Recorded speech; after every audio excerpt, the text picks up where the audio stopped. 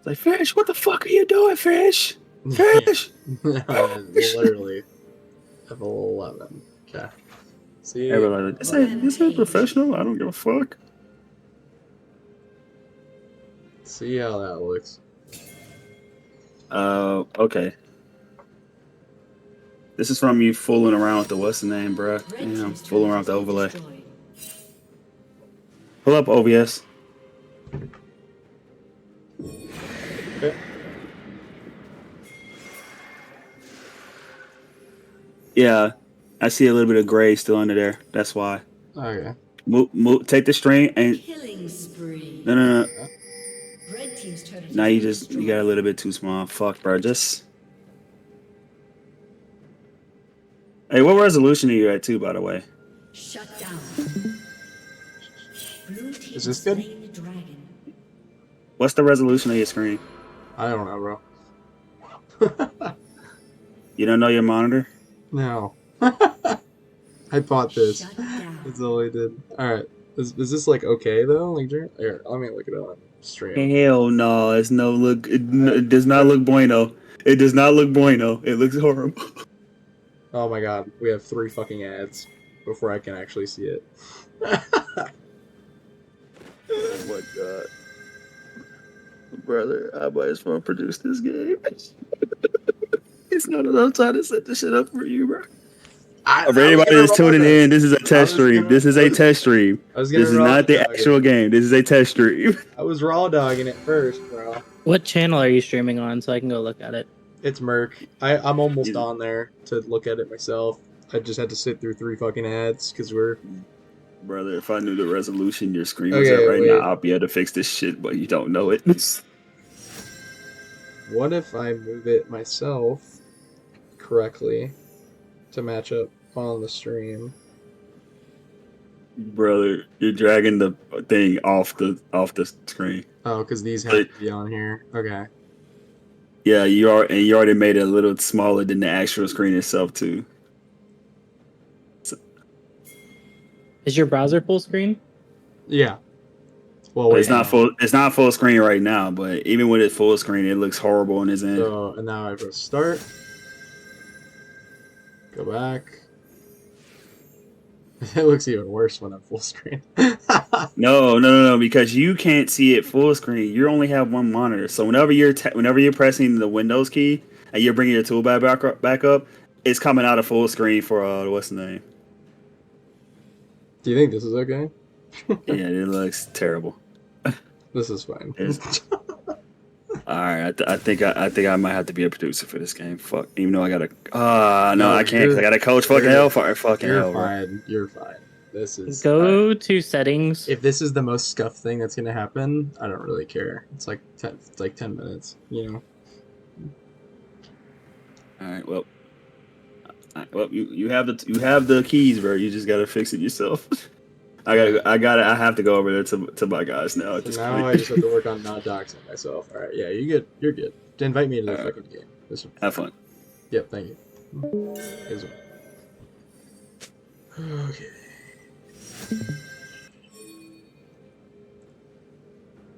And then we'll just have to add Nilladoom to see the... He's in general right now, if we can drag him in. Oh, yeah. I don't have privileges. Whoops. Alright, we're going to the fucking general.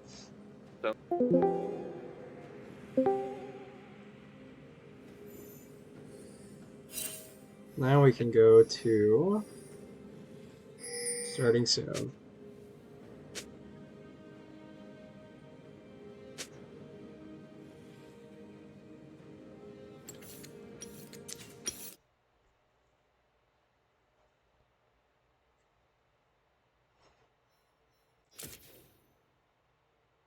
Hello? I think we're all here, right? I can hear you.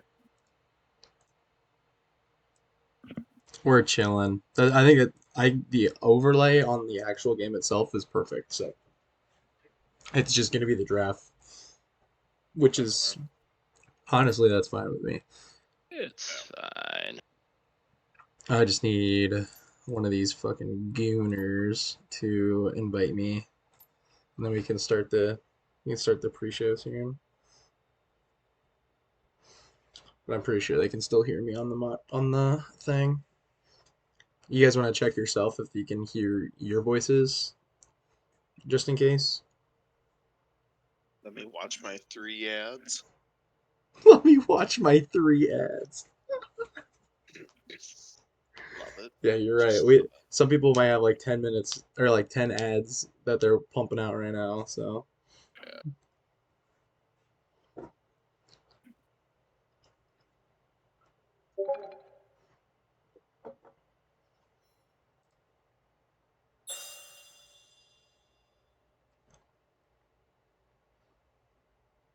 Sent you both an invite.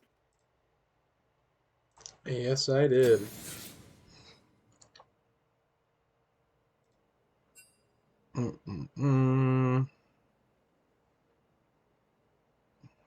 Their mid laner's not here? No, they are. What side you guys starting?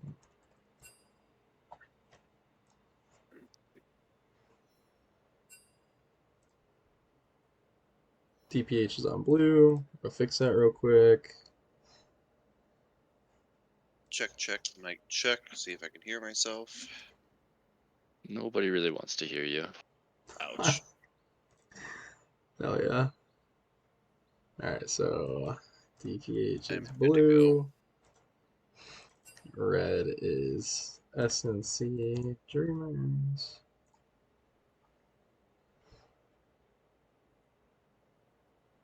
Flip the first 10 minutes of this, just Yeah. get it already. Yeah, now I need to Highest fix quality that. production here. Yes, it is. I'm not gonna have the logos, I don't think. We didn't get that far. That's fine. Unless I can change it on here really quick. Like I can browse. No.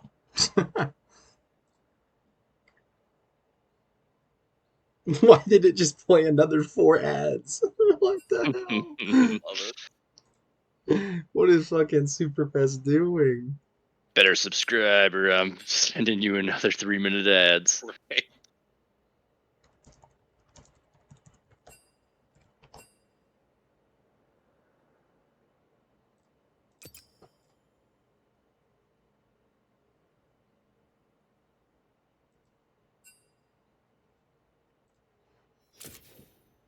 Okay.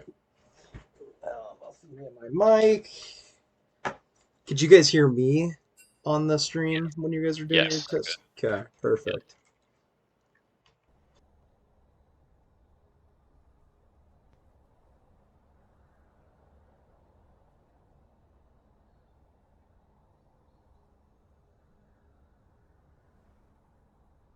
People putting their lives in front of production. How dare they?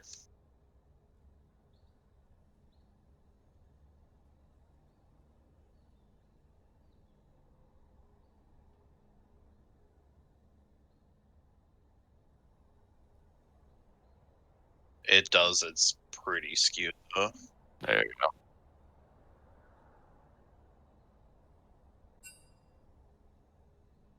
You got the links as well.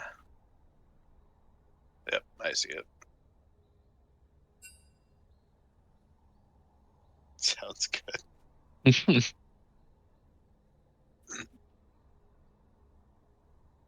Yeah.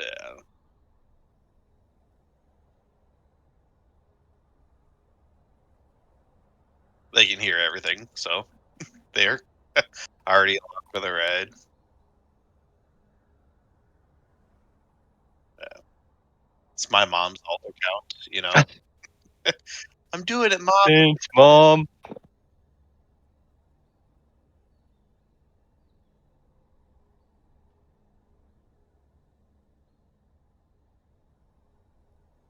Red leather, yellow leather. Red leather, yellow leather.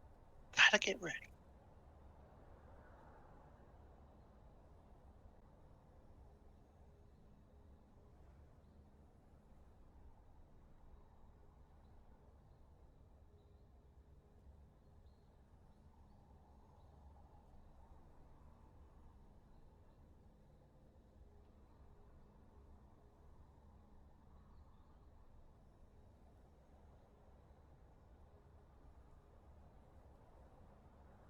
Doing well. Just got back from a house showing and grabbed some food Bottom super both. quick, and I'm ready to go.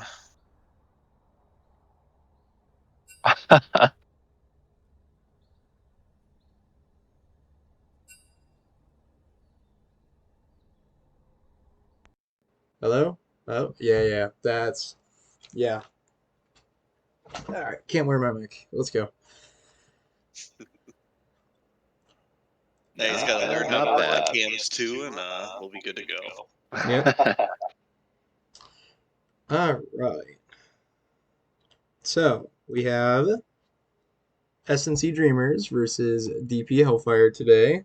DP Hellfire is 2-0 on the year so far, and Dreamers is, I believe, I want to say they're 0-3. But they played three of the better teams in the league. Oh, that's why I don't close the draft wall. Okay. Yeah. Anyways, they're 0-3 on the year. They did play three of the better teams. I believe they played White Lotus, who's number 2 in the league right now. They also played against DPP, who was preseason projected one of the better teams in the league, and I think they're a pretty good team. You know, they're in the playoff conversation at the moment in the East, which is very, rewarding, pretty good. And then I think their last opponent they played was Rat Texas in the West. They played Rivals. I'm gonna look it up. Yeah, let me look at the schedule here for them. So I can't look it up without fucking up the stream. Anyways, yeah, DPP. Then they played JRGC, who's the number 1 team, and then they played the number 2 team, White Lotus, and then they played DPP. So yeah, they're kind of battle tested right now. Me and Katano personally played this team when we played SNC Dreamers. We subbed in on DPP. Well, I subbed in. Katano was a starter, but yeah, and they didn't look bad, did they? Did you think, Katano? I didn't feel like it was a pushover game. Like there was definitely opportunities for them to really strike, but we were just took the lead and were aggressive. So I mean, I wouldn't discount them at all. So No. it'll be interesting to see how they play, and if they play aggressive in the lead too. I know DP loves to just continually fight, but if they find themselves kind of in a scenario where they're down a couple of K or missing a key, ultimate or something like that, that could There is an be echo. a factor. Okay, that's gonna be me. So yeah, you keep talking about that. I'm gonna mute my own mic while I Okay. figure that out. Not a problem. So it's still early on the year. We are 4 to 5 games in, depending on which week you are officially at. So there's, plenty of time here, and people can have breakout games, especially if you're facing tough teams. I know ours, for instance, we were 0-2, and now we kind of found our footing and have, strung together 2 wins. So it's definitely no one's caught out or, out of the race by any means. So, you know, you just got to come in full force swinging, get your due diligence done with kind of scouting reports, and make do of it.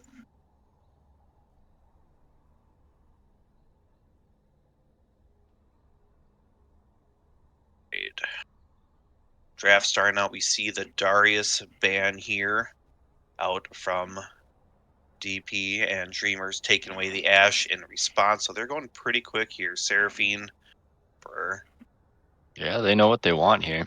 yeah, that's just fine. A very quick draft right away, knowing what you want to ban. That means you got the game sense, you know what you're wanting going into it. So Absolutely. second I round feel like here.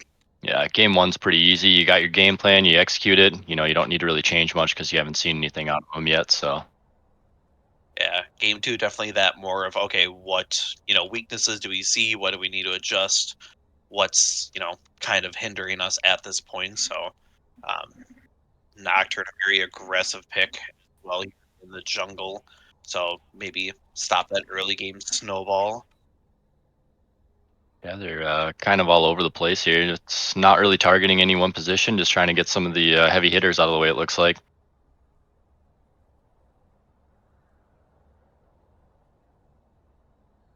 think we're hearing you right now, Fifi, through. It's just okay. You're good then. Just wanted to double check. And the Morgana, really nice Ooh. peel, or if you want to send someone AFK for 3 seconds, Yeah. or maybe get that potential. Hey, you're AFK in the fountain just because you got hit Yep. with a bind. Yep. Riot's been stepping up their AFK penalties, so it's a pretty strong champion right now. And hit you with that, and bam, you're out of the second game. So That's kind of a route. You just make sure the other team literally cannot play and just get vac banned. So it's a strat. I'm yeah, all with it. it's good. It's good, man. Nothing can See what go we got. super wrong here. I Aphelios. think they can hear me now. Okay. Yeah, go for it. Take a test and see what Yeah, they can. Okay. see what you're hearing back. Okay. Anyways, all those that kind of just joined us, sorry, first time production this. We kind of got a late start on setting it all up, and I don't have 2 monitors. So this issue with the draft and it not being all set up is the only thing that should be wrong. The in-game overlay and everything looks good. But back to the draft, we have Aphelios and Kane as the answer to Volibear. Okay. Got some cooking going on. Some spicy picks for sure here. Volibear we've seen quite a bit throughout the league.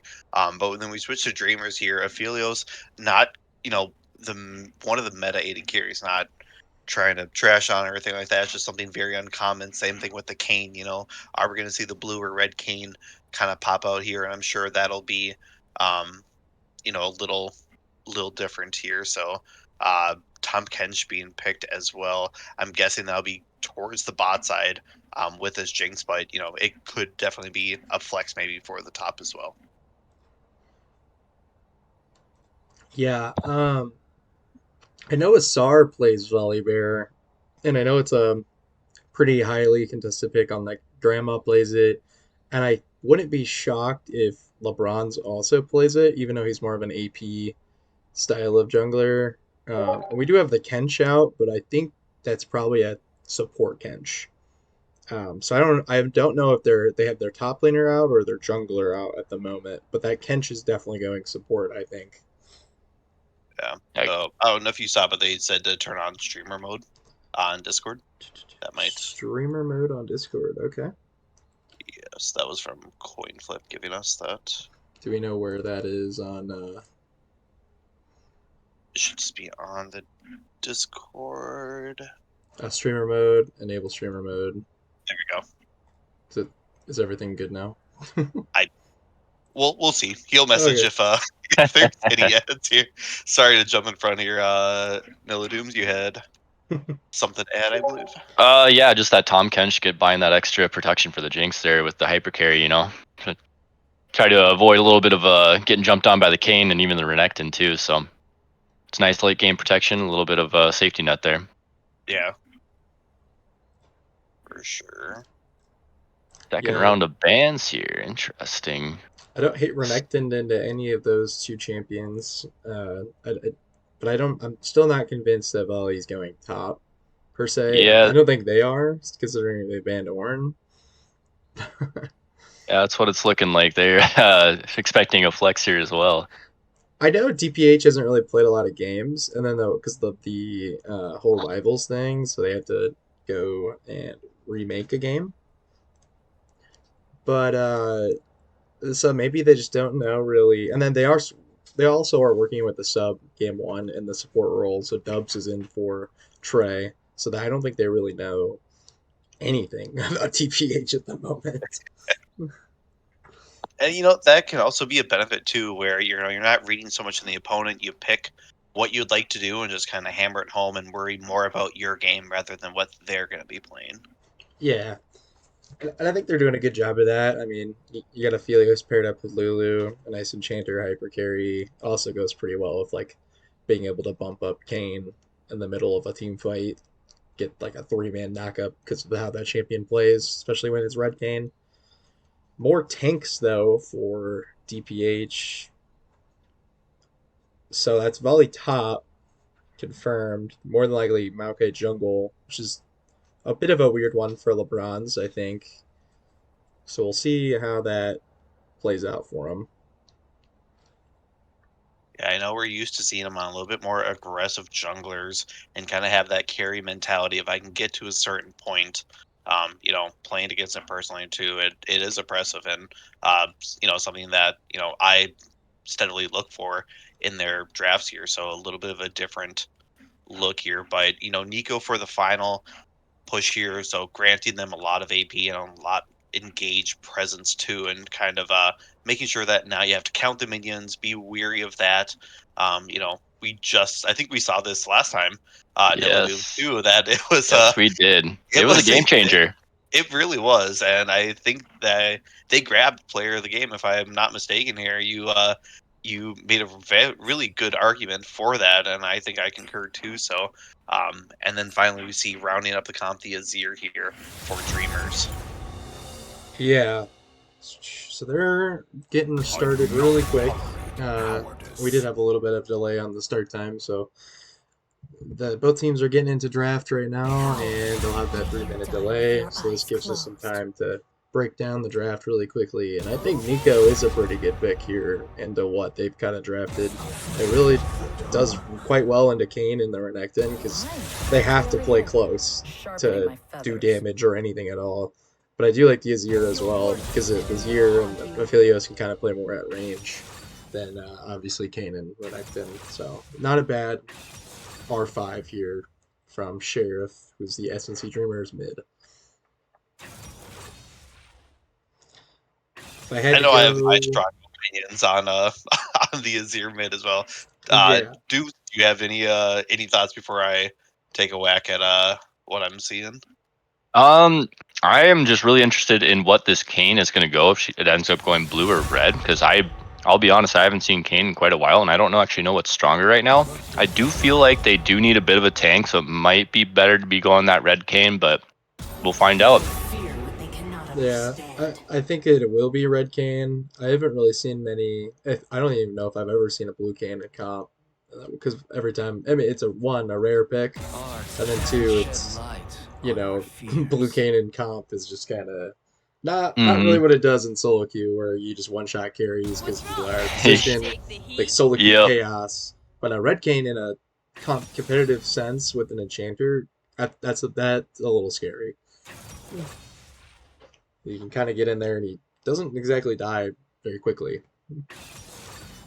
So has some utility with the knockup. He just lives for a long time. The damage he'll do with like Black Cleaver, Eclipse, and Sterix also is just kind of disgusting. But it also has some drawbacks early in the game. This Maokai could probably beat him in a 1v1, to be honest with you, until he gets form, which is kind of the trade-off Yep. with Kayn. Definitely one of the weaker champions in the game, that's for sure. Until he gets that first form evolve, he's kind of a sitting duck.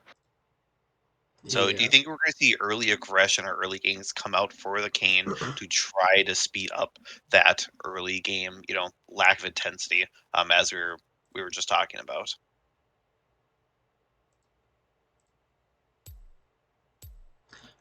I don't know if we'll see a ton of early kind of aggression from the Maokai because of the nature of Maokai. It's not really a power clear jungler, more of a gank heavy kind of person. Really needs his laners to kind of back him up if they go in there. But Azir should be getting prio quite often against the Nico, and then I like the Renekton matchup in Diwali if played properly. So we'll have to see if he can even get opportunities, because you don't want to just invade when there's 2 laners that don't even have any, priority in the lane. So then they just collapse on you and you die.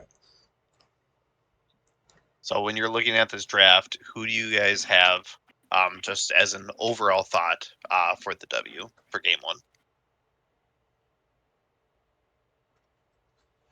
I'll say, personally, I think I like DP Hellfire's comp a little bit better, but that's just basically for their late game team fighting ability. It looks like they got some protection for the Jinx. They got the dual threat Jinx Nico, and if Volibear starts getting ahead, he's tough to stop in a side lane. So you got that split push threat that can really help you finish out some games. But I think Dreamers could definitely take it away and get going. I mean, that Renekton in the top lane, one misstep and your lane's just over. I mean, the Volibear won't be able even to really enter the lane with Renekton's power.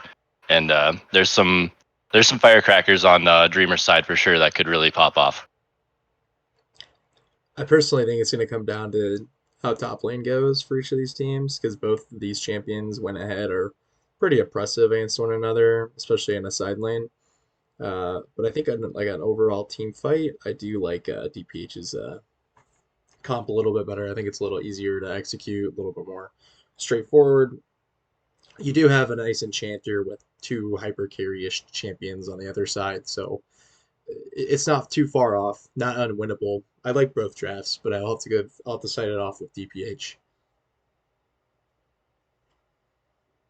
I personally can see arguments for both. I don't see a lot of dive towards this back end, which is kind of the thing for me. You're hoping for Nico to kind of, get either a good, side gank or, a flank around to really start this off. Otherwise, the Volibear and Maokai, you're going to be able to see pretty easily coming towards you. If Tahm Kench leaves, doesn't leave enough room for the Jinx to peel, which, you get excited once and you have that self-peel. But on the other side, I feel like there's a giant mid-game spike with the Kayn Renekton if it does get out of hand early that they're just going to tear through. And hopefully Lulu can kind of keep that those hyper carries for the Zero Aphelios in the back line safe. So, but yeah, when it comes to that giant late game fight, I mean, you have three giant big boys. You got Volibear, Maokai, and Kench. And all three of them in their own right are horrible to kind of chunk through. So Jinx is going to have a nice front line buddy system with everyone there. And casters, really quickly, when you load it into the game, I'll just have you pause it at 10 seconds so we're all synced up, and I'm going to get this switched over to the game as we have just gotten into the matchup here after the spectator delay. Yep, I am ready. I'm good. And ignore the logos on the bottom, everybody. Those aren't changing. I'm not that technically sound. So, all right. 3, 2, 1. Let's get it. All right. Game one here, starting off. Gates drop. Nothing too crazy here. We see for the starting items. We'll see if we get that nice 5-point start, or if it's going to be maybe something where a little invade, just grab a little information on where these starts are going to have happen. Yeah, it looks like they're going pretty defensive on both sides, which I think is probably a pretty good call. Ooh, and we're coming out with a pause quick here. Rico. McDonald's internet just going down like the ice cream machine, but shouldn't be too long. I mean, both are relatively fixed pretty quickly, right? None of us have ever went through McDonald's hoping for a cone. Yeah, no. Drove away disappointed. And there we go, back up. Oh, and a blown barrier here by DP Rico. Whoops. Luckily, I don't think it was seen. So that is true. Should be okay. Yeah, and unfortunately, I think they are going to be the ones getting kind of poked out here a little bit in the early game here against the Aphelios and Lulu, but hopefully won't be needing that for too long here.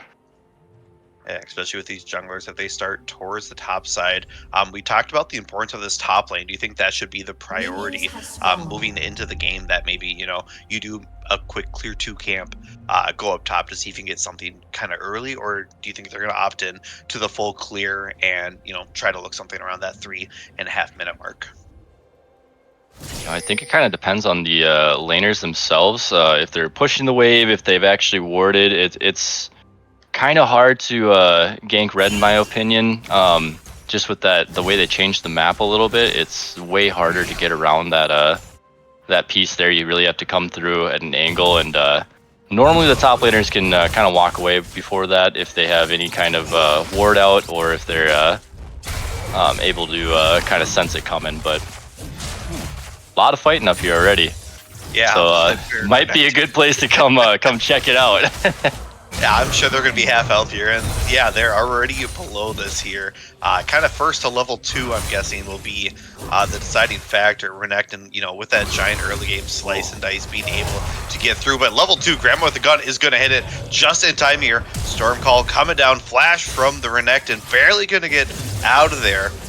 And that is early aggression. We just talked about it here, and it came to fruition. Level up timers. Yep, that is the power of the level 2 right there. I mean, Renekton had that nice HP lead, and as soon as the level 2 hit, it was absolutely switched around the other way. It's so tough to get anything done if you are level 2 to level 1. There it is, another one too. On level 3, level 2, you don't want to be in there at all. Especially with the Azir, you are very weak early. You don't have a lot of attack speed. You know, a lot of your wombo combos come from those items and that scaling here. So Nico's going to have a fun time in lane with this Azir until at least there's a little help or a few items, and kind of depending on what that is going to look like here. Meanwhile, towards the top side, still pretty even CS. Wave going to crash in here. 2 ascended, and nothing too crazy. Should be able to handle that wave. I'd love to see the Maokai's after blue buff come and dive on this next wave if possible, but I don't know if they're going to do that. They'll be that advanced. Yeah, it takes a little bit of skill to pull that off and make sure everybody gets out with Maokai. Definitely something you can do with his ability to kind of go down under the map and disappear for a little bit. You can kind of get yourself out of the ganks like that, and it takes a little bit of execution for sure, though. Gain though here, bot lane. Outside Jinx, not knowing it right away, has to pull a flash, doesn't have that barrier as we just talked about earlier. Tom Ken should be able to pop up here. Kane just gonna get rooted. BK still on the aggression. Barrier did come back up, so a very low cooldown. TP being used here by Nico, gonna just deter them away. You know, at the very end of the fight, a little bit of a blown summoner, but also just making sure this bot lane doesn't fall behind. I'd say that's a bit of a blunder there, that's blowing TP like that. It's pretty rare that you would see somebody dive a turret this early in the game. They were low, but I mean the flashes were already out, so they were pretty safe at that point. And Azir was down in CS, and he's going to be able to catch right back up after that. That was pretty poor use of summoner. That's going to be tough. Ooh.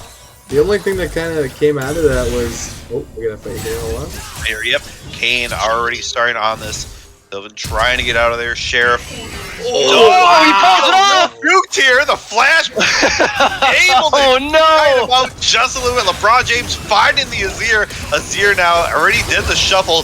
First blood by Nico, barely getting out of there. Kane has to get through the wall. Does end up going through it. Does get slowed down by the Jinx. We'll see if they hit the dragon. They do not to start the flow. Tongue right there, just grabbing it up. Oh, what a series of events. And that Nico flash by Silva just did such a fantastic job baiting him. Hey, I'm going over the wall just to go the other way. And they were just shook. Yeah, that was an ankle breaker for sure. Yeah. Wow, that was brutal. Did you guys see, I was about to say, did you guys see Nico threw her ability bot lane and then Lulu flashed after that? And then I was like, oh, that's the only thing that good happened out of that TP. No, apparently we're getting a double kill in our own jungle. Oh, that's crazy. It was interesting, you know, Nico decided to go through the riverside. Kane kind of scouting that out and got a little hungry with the Azir, shuffled over, but just that lack of early damage for both of those two champions unfortunately spelled a little bit of disaster. Meanwhile, towards the top side, Graham with the gun, Renekton trading back and forth. Maybe a little bit of a bait recall here by Grandma, but Renekton's not quite done slicing and dicing in here. Gonna pop the ult here from one side. There's not a lot of mana here for the Volibear after popping Stormbringer, but Renekton just fine not having dominance as well, so just gonna push in this wave. Yeah, Veli's gonna be just fine with that trade. He still had his flash up, so he's fairly safe in that situation, but he's got his TP back out to lane. He'll collect that wave that was pushing in, and he'll be doing just fine. Renekton must have blown TP to get back in the lane after getting down in the early game there, but he'll be able to walk back to lane and collect the wave pushing in shortly here. Yeah, and I must have missed a dragon already being taken here. That was Ocean. These first couple of dragons, nothing too critical or insane, but we still have Void Grubs taken on the other side. A lot of these cross-map objectives happening often and early. But I think, no, this one was taken right off of the ankle breaker. Yes. Here. So that's where I remember. Yeah, so Void Grubs here possibly getting looked at. Does have a ward on it though to deter any blind and Lulu bronze shape. Starting it up. Lulu's actually heading out this way, so they're going to be down a member on the side of DP Hellfire here, so we'll see if that comes into play. It might be a little too late though. Yeah, DP already taking one. Even if they grab two, I would say that's, you know, a successful take here. Kane smiting away the other one, so kind of that third one here up for grabs. Team is very split here on that back side of it, and it will be secured by DP. Yeah, just a little bit gun shy. Kind of wanted to see if they would dive or go and take that fight topside, but looks like Lulu just wasted her time up there at the end of the day. Yeah, and unfortunately no evolve yet, and Kane did not have 6 as well, so he didn't have too much in the tank as far as damage or utility went, so it would have been, I'd say, probably a pretty close fight. I don't know if with Lulu there, if it could have turned it, but yeah, not too surprised they didn't try to fight it, but definitely a bit of a bummer that they weren't able to do anything there. Yeah, Sheriff, you know, hanging out right now with that. So if it is missing here from the lane, gonna look towards the bot side. We'll see if something a little crazy happens. Is spotted out by the war, but are they gonna react fast enough here? They are still looking very aggressive. They're gonna head back. Felio's also with the serrated dirt before the start. Gonna get poked down a little bit here. So far so good at the moment for DPH though. I wouldn't spend too much time if I was Yoon down here. You're losing a lot mid lane right now against a champion that outscales you. Uh-oh. Oh, but we're making plays. Flash going in there. Just a little bit of time here. Dub's not able to go over the top and follow up with the Wombo combo, but still blows Flash and the cleanse here. You know, from Befilio. So Okami here trying to also save. Not quite 6. Kane laned in the wayside just in case there is any more aggression, but Jinx is going to be backing here with some cash. Yeah, and I'd like to highlight the top lane a little bit here. Volibear seems to be running away with the CS lead just a bit, and that's going to start to get a little bit worrisome if he's able to complete items before Renekton can complete his. That'll start to turn that lane in favor of DP Hellfire. Yeah, 20 CS, a very good sizable lead here. Going to be completing that Roa very shortly. You're only 450 off once you have the Catalyst and the Blasting Rod. So, you know, a 10-minute mark, Roa is a great spot here for this Volibear TP. About halfway done Renekton, you know, a quarter of the way too. So as soon as one of these get kind of shoved out from lane, it's going to be a long way back for them. So really, their biggest hope right now is to make it to the later games, get Azir and Philios going. Kane's in trouble here. KPK trying to get out there, does flash gold. Lulu as well, able to help, but not enough there. Nico picking up the kill here. Let's see if they end up starting the Dragon. Azir did shift over as well, just in case there was needed for help. Maokai towards the other side, so they're just going to walk away after that fight. Nice presence of mind too to just pull the trigger on that one kill and walk away afterwards. They didn't try to overdive or anything. Azir was working his way down there, so it could have turned ugly if they had tried to go for a little bit of a turret dive and got overzealous. It's something that you see more often than you'd hope, but yeah, they pulled the trigger on the one kill and we're happy with it. Yeah, great discipline there by DP here. So a little bit of that mid lead as well. We see towards the bot side now. BK once again sitting in. You gotta go for this guy. Yeah, you gotta go for catch. Wow, not nice. quite Just able got to him. channel. Gonna get locked up here and gonna pay the ultimate price for it. Dio now grabbing the kill. TP also being used here by the Azir. Gonna be looking here for that. Nico does get hit out just a little bit. Flash shuffle going around, and the Nico's gonna find 3. What a stun up. Jinx and Maokai following up towards that other side here. Is going to get rid up, but nothing yet for them. Super Mega Death Rocket not available. Otherwise, that could have been a fight that was turned. Nico goes down. Top side, though, Renekton. He's made into those pairs of shoes. Yep, the top lane is not going well for them, but they do find a nice fight down here in the bot lane and in the river. Able to capitalize on the Tahm Kench getting a little crazy with it under turret and paying the price. Oh man, he's beating down that turret. He has to have so much gold after this from the turret plates. That's going to be a really tough volley to deal with. Renekton opting to not use the TP either. Yeah. Wow. I don't know. He might be trying to save it for some team fights, but he's starting to bleed a lot of CS, and Volibear's going to have a juicy back here, I think.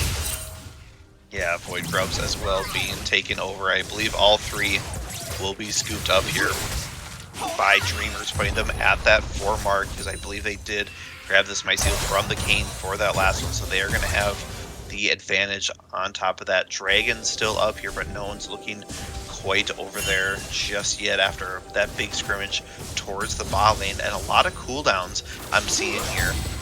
You know, for Dreamers, a lot of flashes are kind of off the table. Yeah, absolutely. They might not be able to fight too much here unless they find a good pick, but how is Kayn doing here? Is he able to get his evolve yet? We'll have to also kind of track and see when the team fights happen if Zier's gonna, you know, Shreem and shuffle the Nico into her own team. Yeah. Yep. Definitely a little anti-synergy you can have there. Yeah, I saw that, and it was like, as the Nico, you're like, well, I guess I'm here. Free hex tech, you know? Might as well go in, and a good job of finding 3-2. Just unfortunately, Jinx not able to get a reset or have the ultimate there to really wombo combo. And LeBron James, good job of kind of rooting everyone up, but a little bit of a death bush here in the corner. They're going to wait for the primary target, and Jinx is going to step up and see if they pull the trigger here. They pulled on Tahm. Interesting. So, big whip on the ulti. Tries to go over, not going to happen. Sheriff going to go down here. Another eat here from the Kench. Going to bring that all the way to the back. No, he didn't. Sorry, that was Kayn in DP Rico. Rico trying to kite away here. It's kind of difficult to run around with that Kayn inside of you, ready to pop out. But at the end of the day, a 2 for 0 here by DP. DPH just won a 4v3, and they still got away with it there, so... A little bit of a questionable target selection there. They saw both the Nico and the Jinx walk by them and didn't pull the trigger, and then as soon as they saw the Tahm, they decided to go for it. And obviously Tahm's got a lot more HP than either of the other guys, and yeah, that did not turn out too hot for them. They almost were able to take down the Jinx, but nothing is coming back their way. They don't have too many tools to start a fight, especially if Kayn's not red Kayn yet.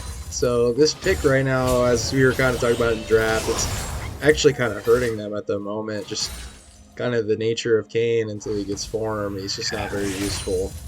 He does have blue Kayn available to him, but it looks like he is waiting for red, and he should have that pretty shortly here, I'm guessing within the next minute or so. So hopefully he can find his evolve and put in some work on the red Kayn instead of this lowly basic Kayn that is not pumping out very much damage here. Yeah, they are going to pull out the dragon, but it's going to be enough ground with gun towards the other side. Eon finding 2 there with the ult. Lulu going down to have to flash away here. Meanwhile, Nico also taken down by the Aphelios. Dio trying to run away, but is not going to find anything. Double kill here for the volley. 3-0 now after the TP to help them. Renekton still topside. Going to be crashing down on that tower, but top tower already taken by the Volibear. Lots of turret plates for him, and picking up the dragon. That's number 2, and a little more pressure on this team here for Dreamers. You know, you picked up 2 early dragons. You're ready for the 3rd. That's the whole point for you. So you got to be feeling good with this team. Yeah, they are starting to look like they are taking a commanding lead here, and especially even Jinx even starting to get some of the gold with the tower takedowns here. And yeah, that team fight in the river not looking very good. That the Volibear, excuse me, is really showing and flexing his muscles. He looks scary right now. They were able to take down the Nico, but it did not matter. Volibear and the rest of the team had already chewed through 2 of their members and were easily able to take down the ADC. Yeah, Eon doing a good job of finding a lot there. Tom Kench and Jinx kind of death pushing, waiting for this Azir. Is he going to find out? Maybe a little too late here.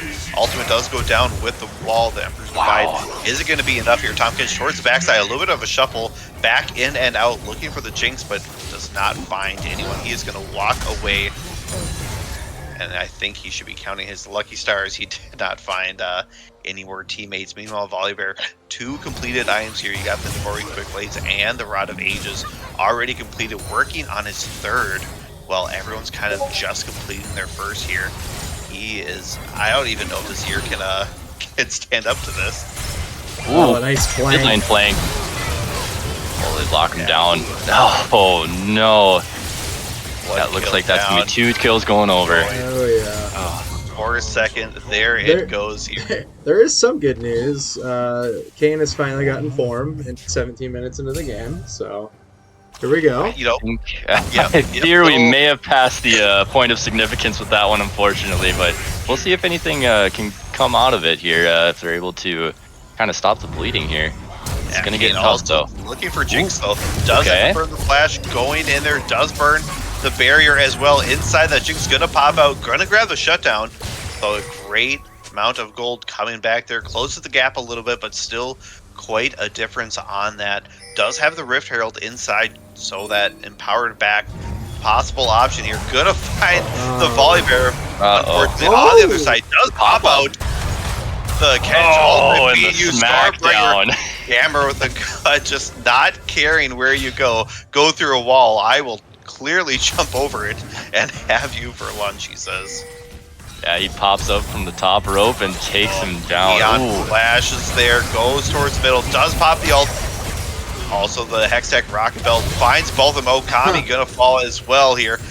LeBron James picking up the kill on the back of that. The Nico's kind of just everywhere at the moment, and the Azir doesn't even have much of a CS lead from earlier. This is turning into a disaster for Dreamers really quickly. Very quickly here, Yana doing a great job of roaming around, making the plays, making sure that ult has the greatest use that it can. Meanwhile, this Volibear's lead is not stopping at all and just wreaking havoc across the map, taking camps, pushing lanes, and this Renekton could be a little bit of a pinch point here. Graham with Renekton having to stop, but is it going to be enough? Stun up here by Eon, looking for Jinx. Flash being blown as well. Rocket but Volibear gonna take the kill there. A little bit of an eat there by Rico with beat up, just keeping them safe just in case, but they're running away with it here very quickly.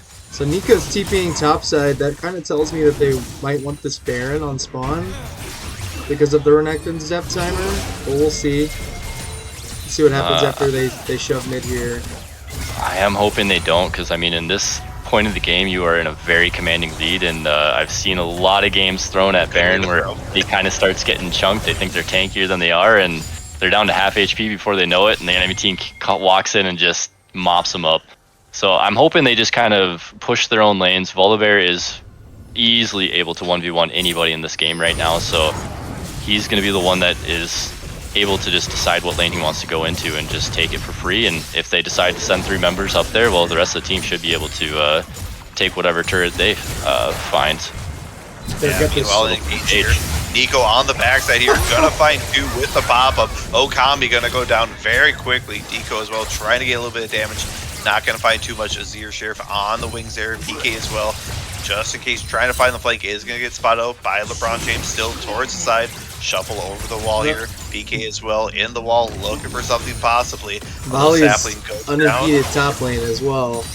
Yeah, just crashing down the tower. So it is a time bomb they are messing with. Ascended still looking a little aggressive here, but they have to be careful. Volibear smacking down that tower. Going to be able to take it too without a lot of worry, but we're about to see how big of a boss he is right now. 5v1, let's get it. And he is 5-man.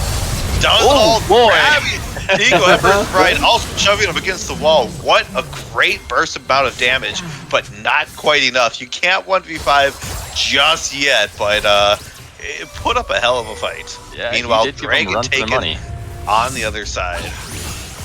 They did have to blow quite a few well, I guess only 2 ultimates there, but Azir did have to blow his ultimate as well, so if they do want to take this tower, I think they're in a position to actually take it, but it looks like they're going to back off, take the safe play, and back on out. That's an important part in the middle. Was that dragon take, of course, and then Folly still got that tier 2 turret top lane. Yeah, in terms of straight gold, I think they actually still won out of that because of the solo gold from the tier 2 turrets on the sides. I do like the situation that they had, that's for sure. I didn't catch who actually was able to take that kill down there. I think it may have been the Kane to go 2 and 4 now, but I don't know if that's gonna work too well for him. Yeah, Okami here in a little bit of trouble.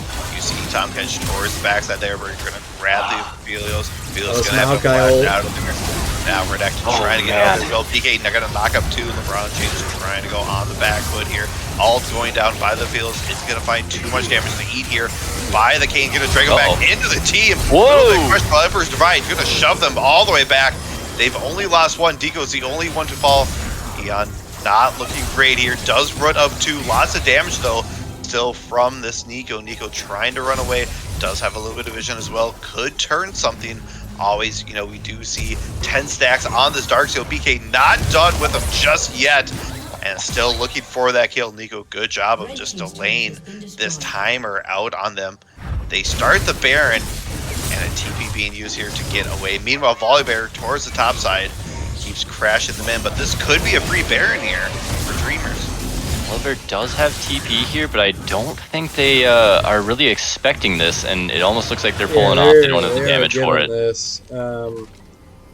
That's what I was kind of worried about earlier too, like how we kind of said that the anti-synergy with the Nico getting thrusted in by the Azir ult, but it's the opposite this time. It was Dubs eating the Kane. And then spitting it out right into the team, serving them up on a platter. Right there. Questionable decision, but that's gonna give them hope though. Cut down the gold lead by about 2k. This fourth dragon fight though in 2 minutes is gonna kind of right this game though. Yeah, definitely gives them a fighting chance here, and but I think DP Hellfire is gonna take that as their one warning here and have Volley probably start to group here. Whoa! And that looks like a one-shot. Just instantly deleting here. We'll see what comes up with Volibear. Also going in here. Double kill here for the Nico. Gonna pick up 2. Eon doing great shutdown from the Azir, but is it going to be enough? Tommy also getting picked out here. Gonna see the gray screen. PK towards the backside. Just hoping and praying not to be spotted out. Going for the miracle play as well, possibly for this Baron steal. Meanwhile, LeBron James and starting up this Baron. But a good job by Volibear sticking on the outside here, making sure that PK has no chance of even stepping towards this.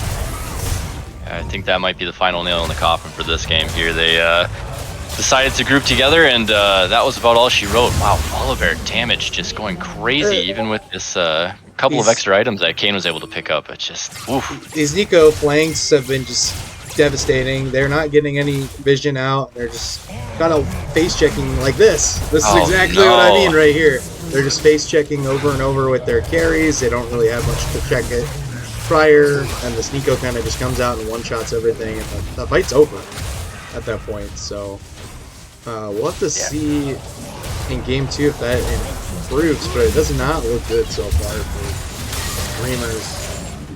Yeah, grabbing him up with Tom Kench, and it's not Kane, so it's okay to flip back towards your backside.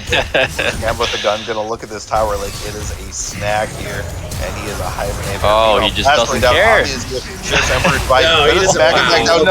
Right over the wall. This bear can jump. PK here, gonna be taken down once again here. As soon as he comes out, tries to take the backside gate, but not gonna find anything. Abilos as well, trying to deter them here with a Moonlight Vigil, but not gonna find anywhere to go. Tom Kench having a midnight snack of his own, connecting towards the backside, trying to find Rico, does end up finding him, but Eon once again just grabbing in there. Eon not gonna be deterred ever from grabbing that ult. Okami trying to slice them away, but a poor little Yordle with, a purple sense, unfortunately, is not going to do it for them. This will be game one in a what a stomping fashion, I would think here. Yeah. Right at the 7-minute mark. Not what you're looking for if you're SNC, but the good news is you have another game, and you can shake this off. Maybe get a little bit of an easier draft to go. Let us see if I can get back. Not to an intermission page, but league clients maybe somewhere. Sure. One of these. I don't know how to play it. Oh well, if I figure it out. But yeah, you guys talk about the games and like anything that they need to kind of do next game. Something you'd want to see them in like to improve this game. Yeah, I think just having a little bit easier of a comp to team fight with, I was one thing I would really love to see. They did have the Kane eventually for the tank, and Renekton can kind of start to get tanky, but at the end of the day, and then mid game, they really did not have anybody to be able to be that frontline for him and provide some CC. They had a lot of people that could deal damage, but nobody that could really stand in front. That being said, they did have some good spots in this game here. I think they showed some real tenacity with some of the fights in the bot lane, punishing some over aggression. But I would like them to change up the comp just a little bit, get a little bit more cohesive for the actual team fights. I don't know if I want to see the Kane again. I think it's just too late of a bloomer, and it really takes a lot to get it going.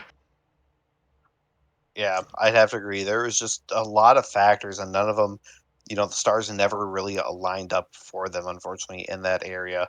And you just talked about this team comp. We saw that Death Bush. They did a good job of grouping, waiting for the target, being patient, and then going on the Kench. So maybe just, shaking off the nerves of game one, making sure you have, a nice, easy point click, whether that be the Malphite, something to group up like a Viger that can, cage someone. Something that's just a nice, simple, this is our team comp, this is what we're going to crash into, and it's nice and easy. So, a couple of bad decisions too. And I know, Fifi, you talked about, going into the jungle where they have vision, that face checking of that bush, being down a teammate, especially in the mid phase where you have, 20 to 30-second team fight timers are really critical, especially if they keep finding and picking it. So if you're always on that back foot, never able to really set yourself up for a legitimate team fight. So, and we did see a great little, nugget of their team fight here towards that late game where, they used the Azir wall correctly and not shoving the shoving the Neeko back into the team. It's just some of those things where maybe you played a little too technical and you need to just bring it to a little bit easier level. Yeah, I agree. I would say we go to an intermission, but it doesn't really. I don't know how to mute all of us, so feel free to We get could up, do get a some barber, water. what do you call it? A barber duet or something like that. Yeah. That's the song. We are setting up the lobby, and I'm gonna have one of these guys send me a screenshot so I can kind of show you guys everyone the post screen of game one. I may have already launched out of it, so Yeah, I can pull that up. I can pull that part up, but I can't find the freaking League client part. I can see the in-game, but there's not the client part. So it's kind of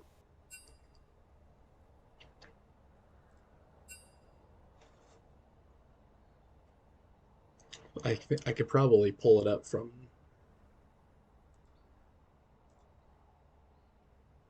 and They're stuff when you. working on that. We could probably talk about MVP for that game. Yeah. What did you guys think for MVP of that game? I think there was a couple of standouts, so it'd be a bit of a cross here.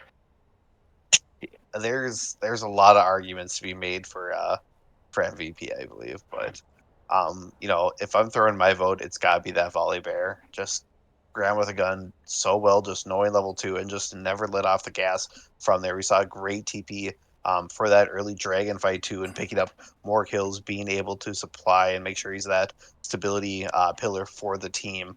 And even when they were, team fighting, just having that confidence in your team, being able to split push, grabbing a tower. You may have lost, 1 or 2 for the fight, but that much more advantage in gold in his pocket, and the way that he was able to be just so consistent, with that lead, I think spoke volume.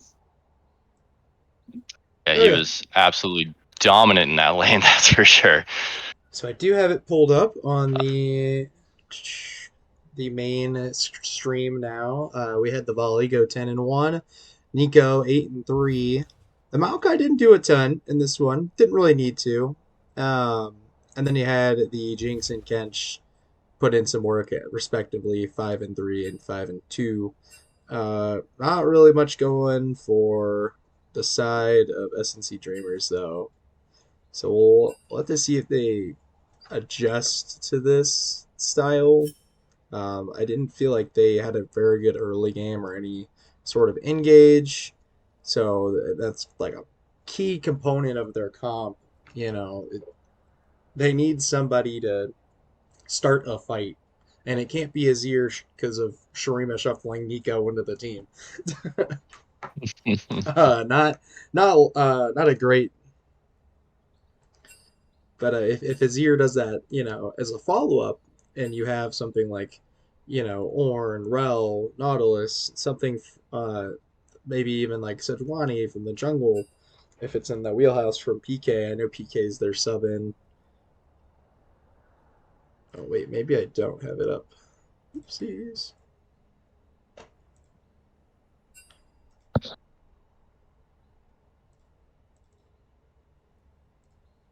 Do I? Oh. Well, you guys heard it anyways, so whatever. Let's try to get into the draft, and then eventually I'll figure out how this shit works. So. Yeah, I think someone kicked one of the casters, so we're gonna have to restart here. Cool.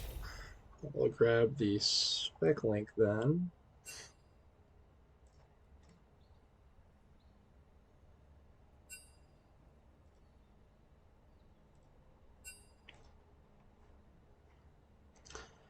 I wonder what side they're gonna go on.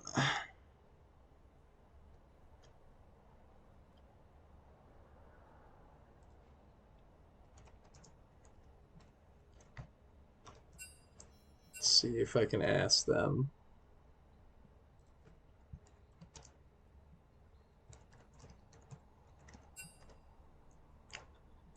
All right, so Hellfire is going to red side. Yes. So I will change that.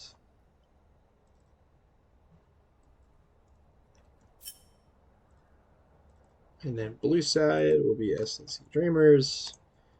So they're flipping. Makes sense. I mean, it didn't really seem like they had great options for counter pick. Because I don't think the Azir or the Renekton was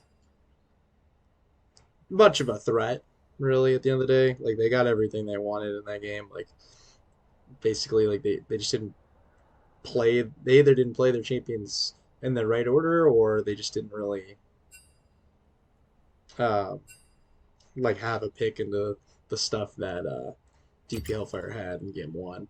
So we'll see how much that gets banned out. I think the volley will get banned out, if anything. I think I would definitely like to see a volley ban in this one. Just from the couple of games I've seen it, Grandma with a Gun does very well on that champion, and when it gets ahead, it is oppressive to play against. It's tough to really come back, and they could flex their top lane pick into something more CC and tank related to try to switch in that team fight mode instead of kind of win lane mode, and just kind of take the L in lane and play for the team fights. But I'm not so sure they want to go with that style of play. So we'll see what they have for us here for bans. Yeah, I'm expecting maybe even a Nico ban as well. I mean, there was just so many on the flanks that happened that kind of set them up for the front line to come in on that. I know we touched about warn coverage and vision, and I feel like the entire side, it was just blue everywhere. That we saw towards that late game, and those face checks really did kill them here. So if I'm Hellpoint, I'm thinking, all right, maybe we keep going with these pick comps or these early game scrimmagers that can kind of really get ahead and just dominate through league clear out, but still putting someone maybe on a hyper carry Okay. for the late side just in case something does bloom. Looks like we're just about to get into the game. Hopefully I have the right spec. Yep, they just posted here, so I'm gonna pull it up. I do have the right spec. Awesome.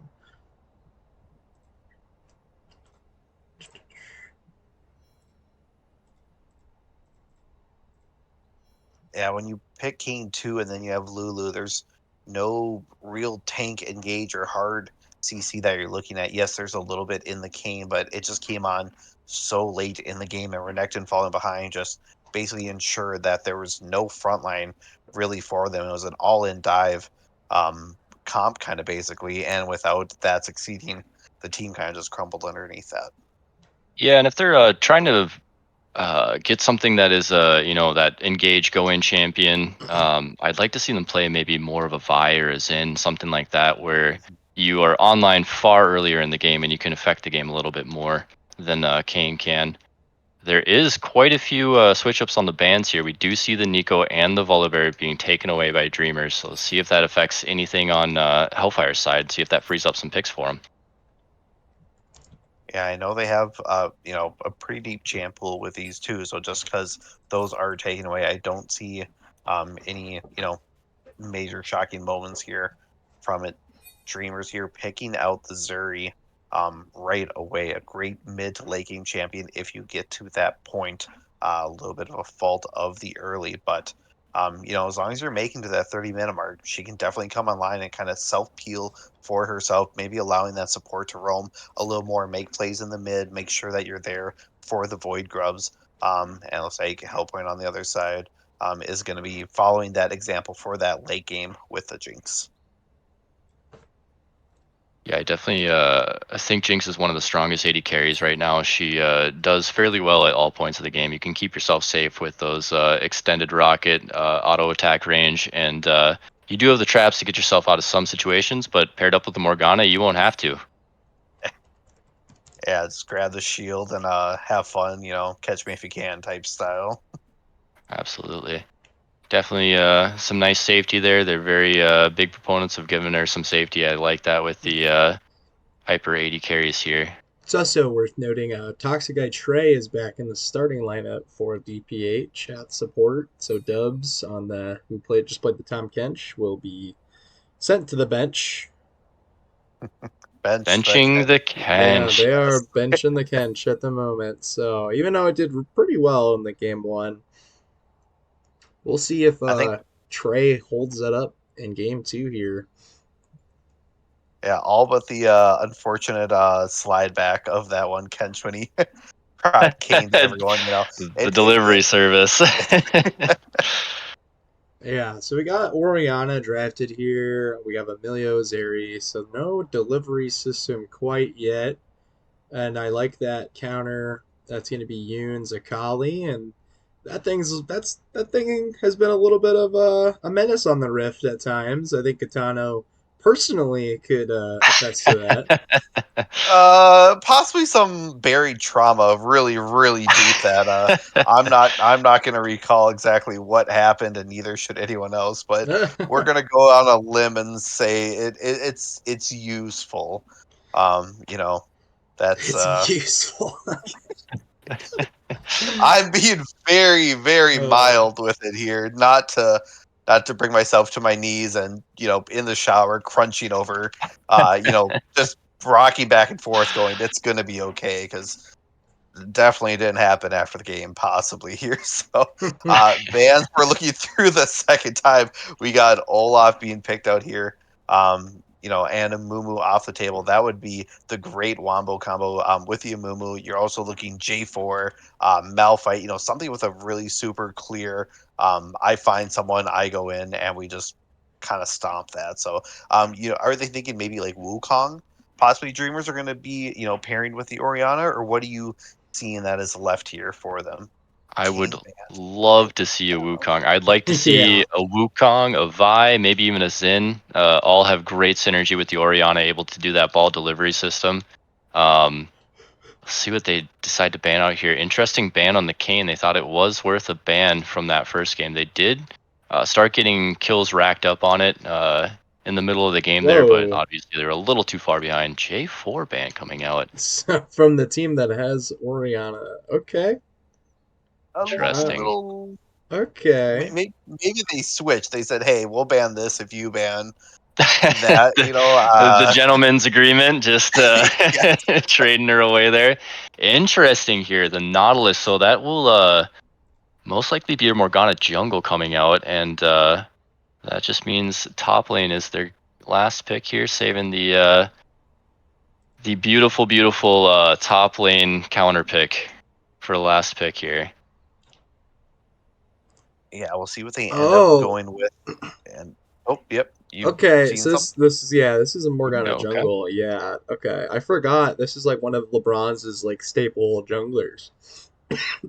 It's definitely a very strong jungler in the fact that you clear quick. I mean, you are flying through that jungle, so definitely something you can stack up on, and your ganks are no slouch either. If you can land a bind, I mean, they are good as dead. Yeah, and I do like the follow up. We were kind of not really a fan of the Oriana pick in the round one, but I think after the Zach Orn comes out, I'm more of a fan of it now. Yeah, Yep. definitely a little more sustained of the engage, and kind of, for those ganks too, Zach being able to stretch literally figuratively across the map, basically, ganking you from, an impossible ward angle almost, and it's foolish if you ward that deep. Can definitely find some early action as well here. And the Orange is a great setup. One great forge call can really turn a fight. Absolutely, yeah. Definitely gonna have a couple of tanks this time to stand in the front line for them, kind of shoring up that weakness that they had from game one. So we will see how this one all plays out here. Cassante is the last pick for top lane. Definitely going to be able to probably get strong on that Cassante, because Ornn is not going to really be able to pressure him out of lane, so he'll get a fairly free lane there. Can be kind of scary if Cassante gets ahead. One of my informants who's watching right now just said that Zeri can instantly break Morgana's shield with her auto attack. So there's a certain synergy Ah, there, yes.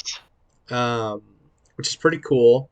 Luckily, the Morgana is not going bot for DPH, but we'll see if Dio Yeah, even knows.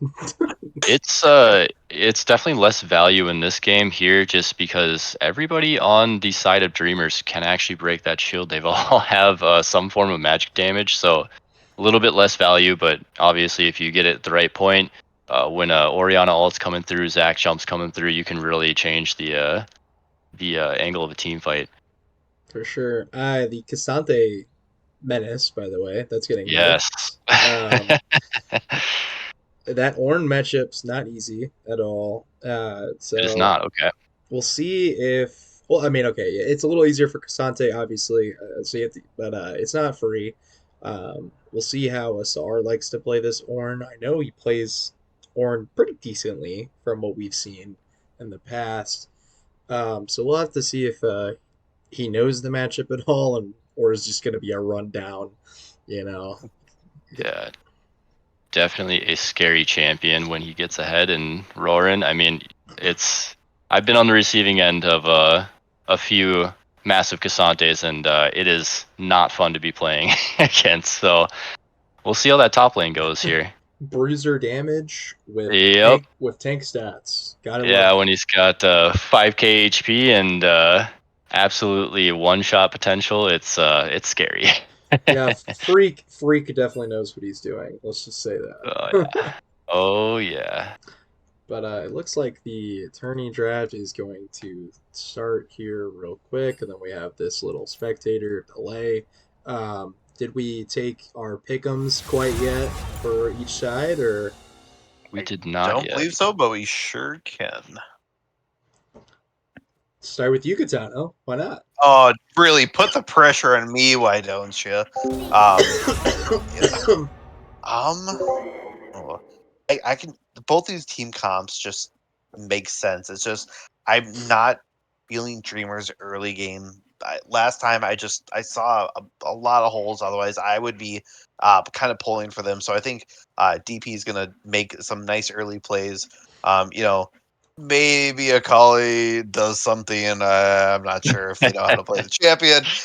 Completely just hammers everyone home, and without like actual CC to hold her down, she might just be slicing through the entire team. So not that I've seen it happen firsthand or anything like that, but also the Morgana jungle, it's kind of that sleeper pick. You're not quite sure, unless you're prepared or really ready for it. It kind of just sneaks up on you.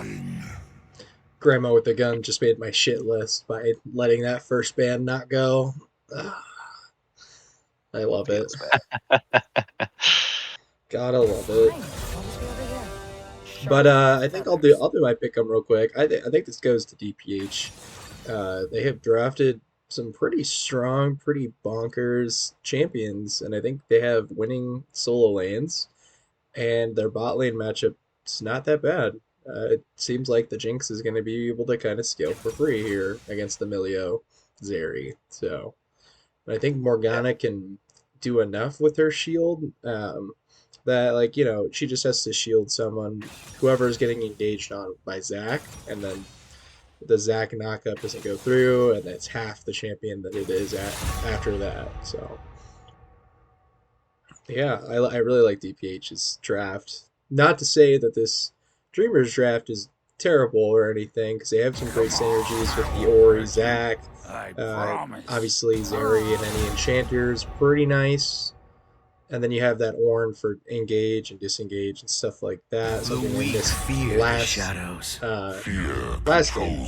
So I think they shored up their comp a little bit better, but I think it's a little harder to execute against a team comp like this because of they can fall behind really quickly like they did last game.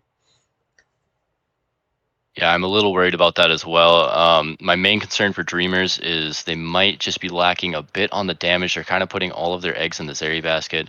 Orianna can have some good team fight damage, but she's not going to be the one carrying the team fights most of the time. So I'm a little bit worried about what they're going to do in the mid game here. If Zeri will be fed enough to be online and really start pounding away at the enemy team here. She's got a lot to work through with the Nautilus and the Cassante, so we'll have to see how that goes here, but I'm going to have to say DP Hellfire as well as the team I like better in this draft right now.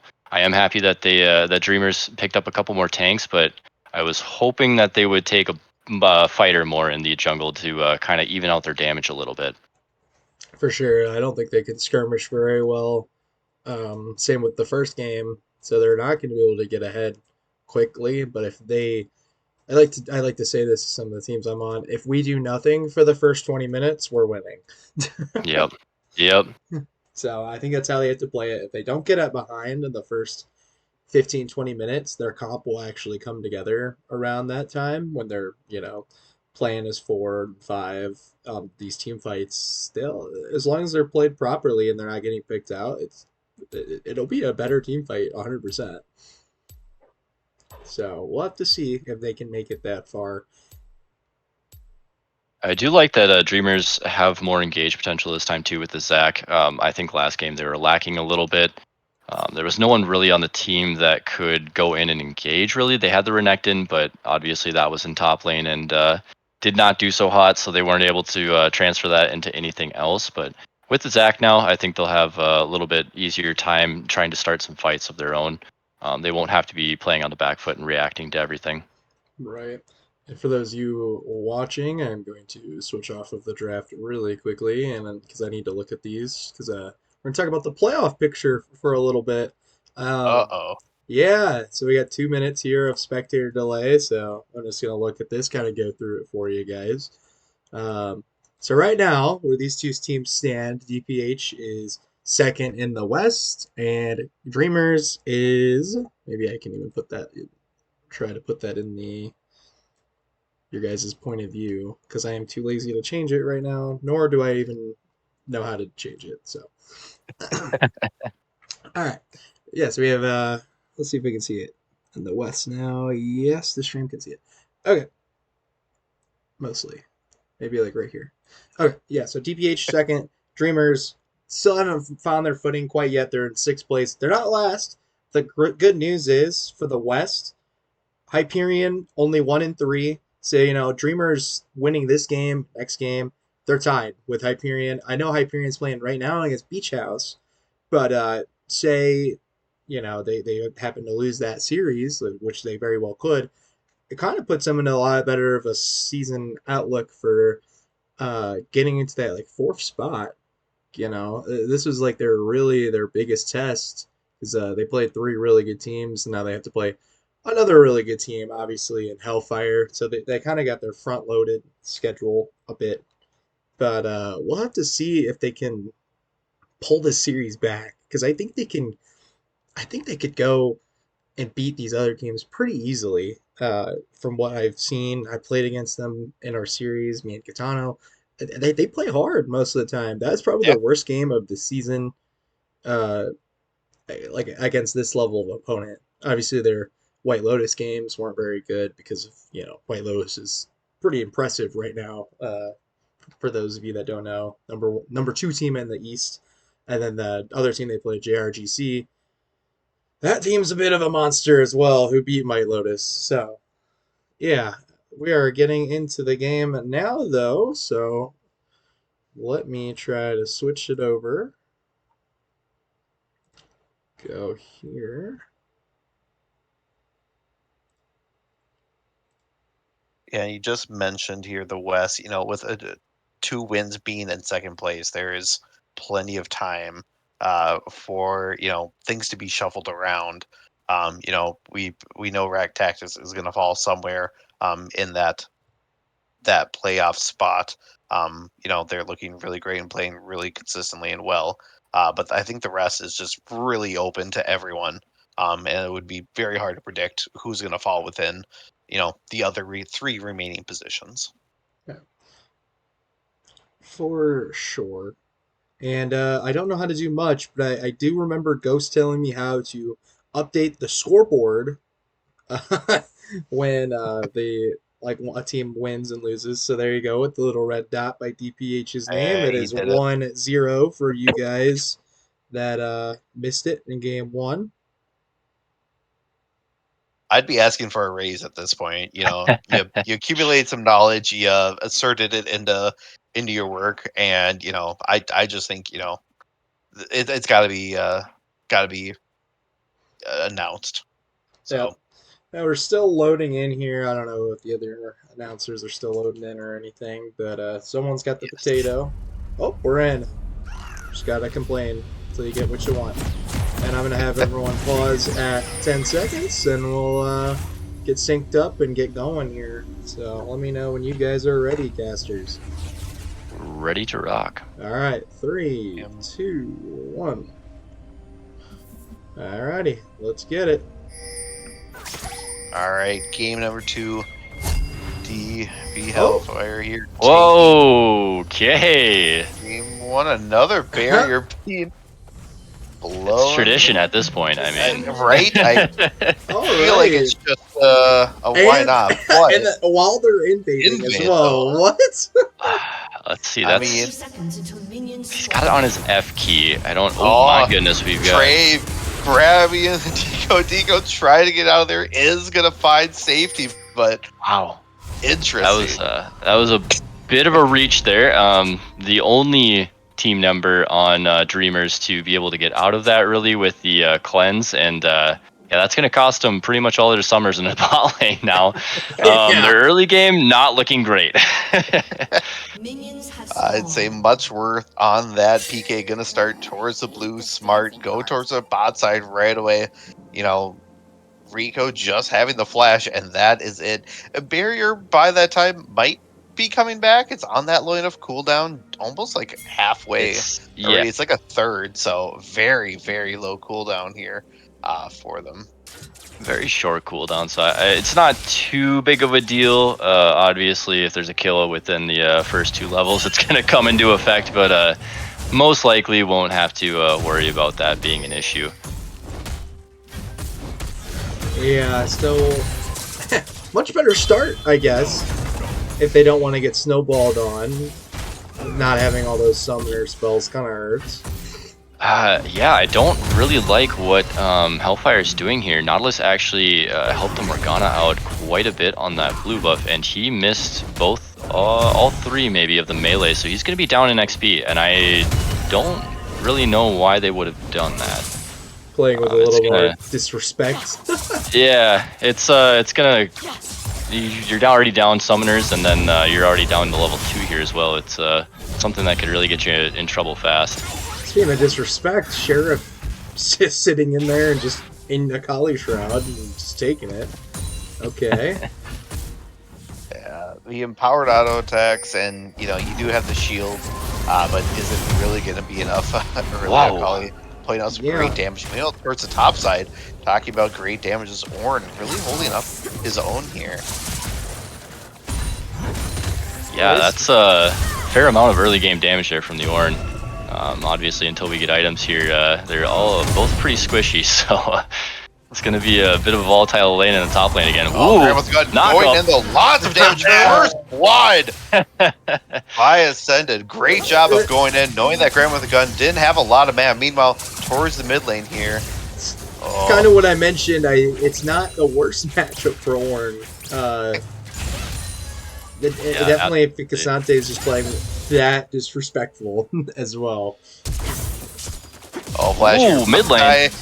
By Eon in the mid lane. Going to take some tower shots. Not going to quite grab the kill. Zach over the top side looking for now. Going to grab 1, 2, knock back. Level up, though. Saving Eon just right in the nick of time. Oh, yeah, it looked like he probably could have flashed on her there, but the level up is going to put the HP just over the top to where it's going to be a risky play, that's for sure. Scrappy so far. All lanes are... Absolutely. Love to see it. You'll love to see it. Yeah, this is IPS, baby. Let's go. Make it entertaining for everyone. No 0-0, you know, handshaking to 20-minute mark. They're going to go all out towards the top side. This giant wave of minions here kind of crashing down. But LeBron James going towards the backside with that Morgana as well here. Black Shield being used, trying to get into the middle of the lane. But the stun will come up, and that'll be it here for that Ornn. Yeah, coming up there, making it 1-1 in the lane, and Ornn is actually down his TP already from TPing in off that first kill. So he's going to be walking back to lane here. Looks like Cassante is in favor of freezing, and bot lane is going crazy right now. Yeah, DP here go train back and forth here with Dio. Exhaust having to be blown here by Toxic Trade, just making sure that everyone is safe afterwards here. Emilio having that heal also being taken away. Still cleansed, though, for Dio and Flash. So this bot lane been very volatile, but nothing too crazy coming up just yet. Having said that, the Morgana might opt to go down here. LeBron James maybe picking up something early here. Meanwhile, Emilio backed for a little bit of a cheater's recall, leaving Zuri to solo farm in lane.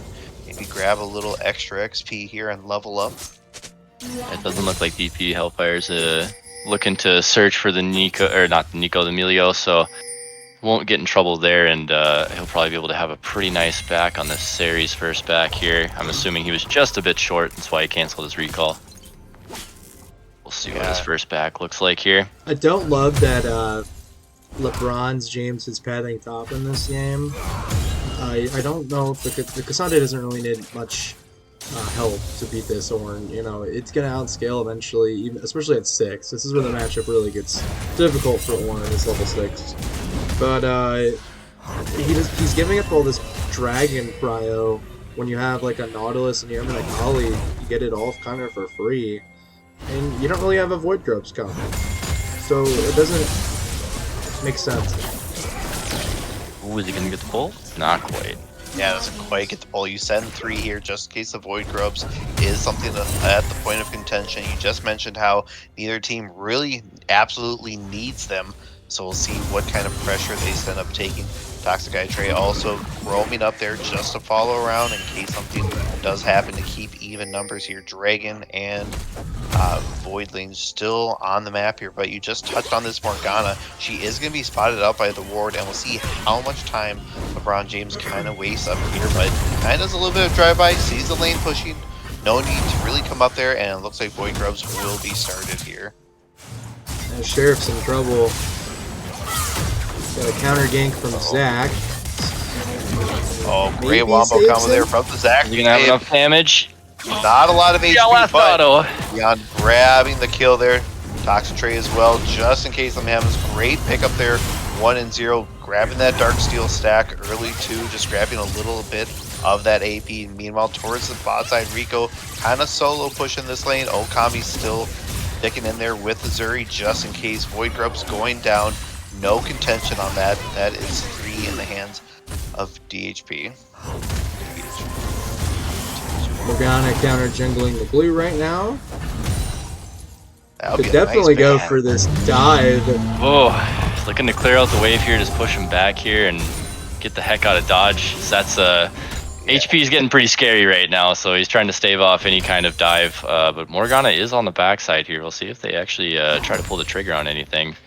Yeah, Xante isn't. They're both pretty low on mana here, so there's not much. But a Jinx Rocket. Oh! dive Wow. from downtown. Rico just lining the vision up, hitting the trigger, and just finding a free kill there towards the opposite end of the map. You love to see the cross map ults. Yeah, that is going to erase any kind of CS advantage that the bot lane has built up here with Nautilus's roams. And ooh, going in bot lane.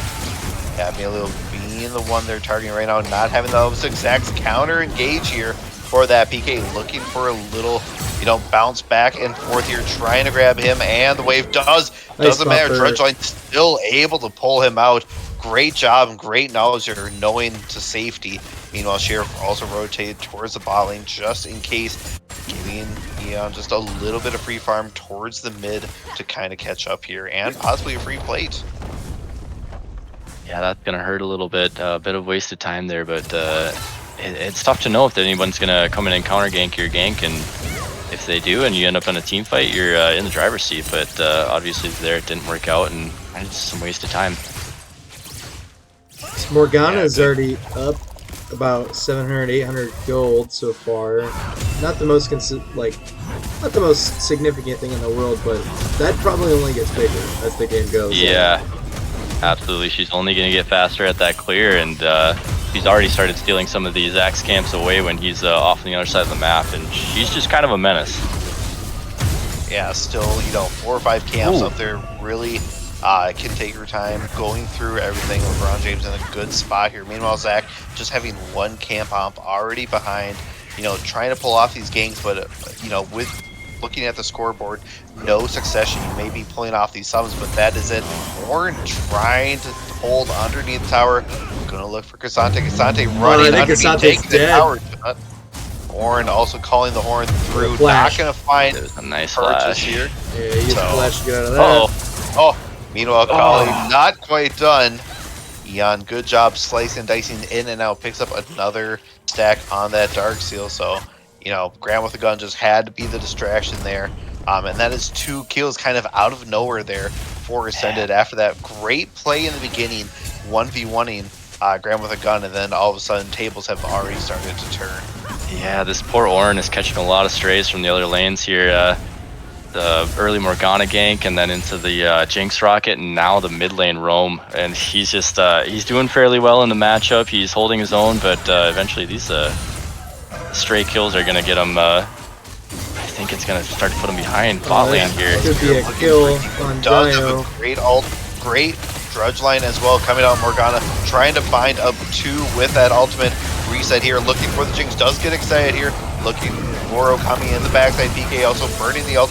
Sheriff here with you know, catching one, not quite the bagel on the ult, but not as much as you would like. LeBron James trying to run away is going to get a little bit of health, but not enough. DP Rico running back there. Nautilus unfortunately going to go down here, but PK has put himself in kind of a no-win position there. Passive Divide is going to come out, and Jinx is just going to shred through that, grabbing another kill. 3-0-2 now after it's all said and done.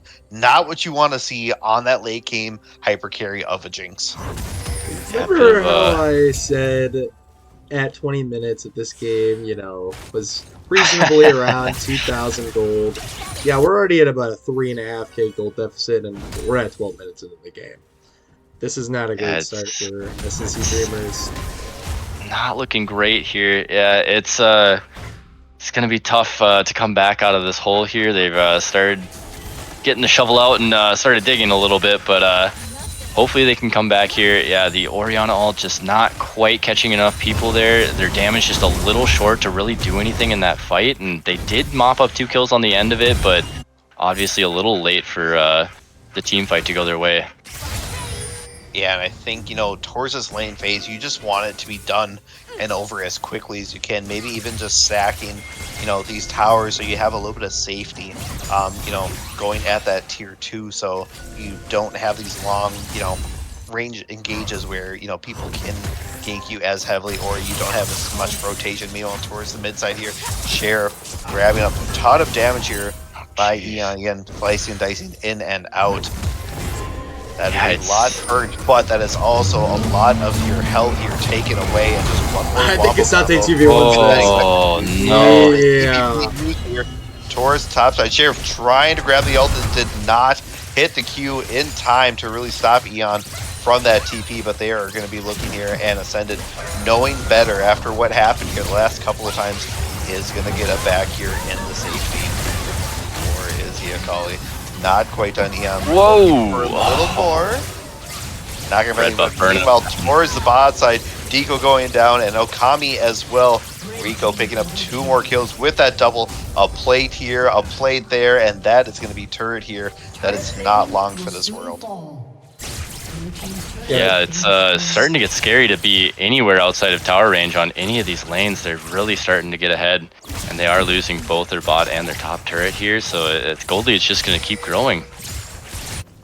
Yeah, not what you want to see. He gets this extra plate at the end, too. Oh, that hurts. That was a lot of gold. 2k already, so that is going to be almost a second item complete for this Jinx. You know, once you hit that third kind of crucial item, you start to become online, and I'm pretty sure Rico's going to hit this here before the 20-minute mark. Even Dragon going to be taken out without any contest here.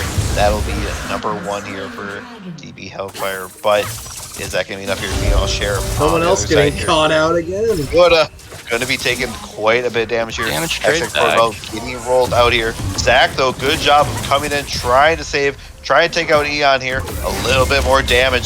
Smite having to go down. A great use of that blast band. Meanwhile, Deco over the top here does pick up a shutdown, so a little bit of money back in their pocket. But overall here, down 6k. Yeah, over 6k before 15 minutes. That is a tall order. Yeah, it's mostly in the jungle and top lane, and then you've got about a 1,800 gold lead in the ADCs. So not looking great. The Akali's actually not too far ahead of the Ori. It's only about a 500 gold depth right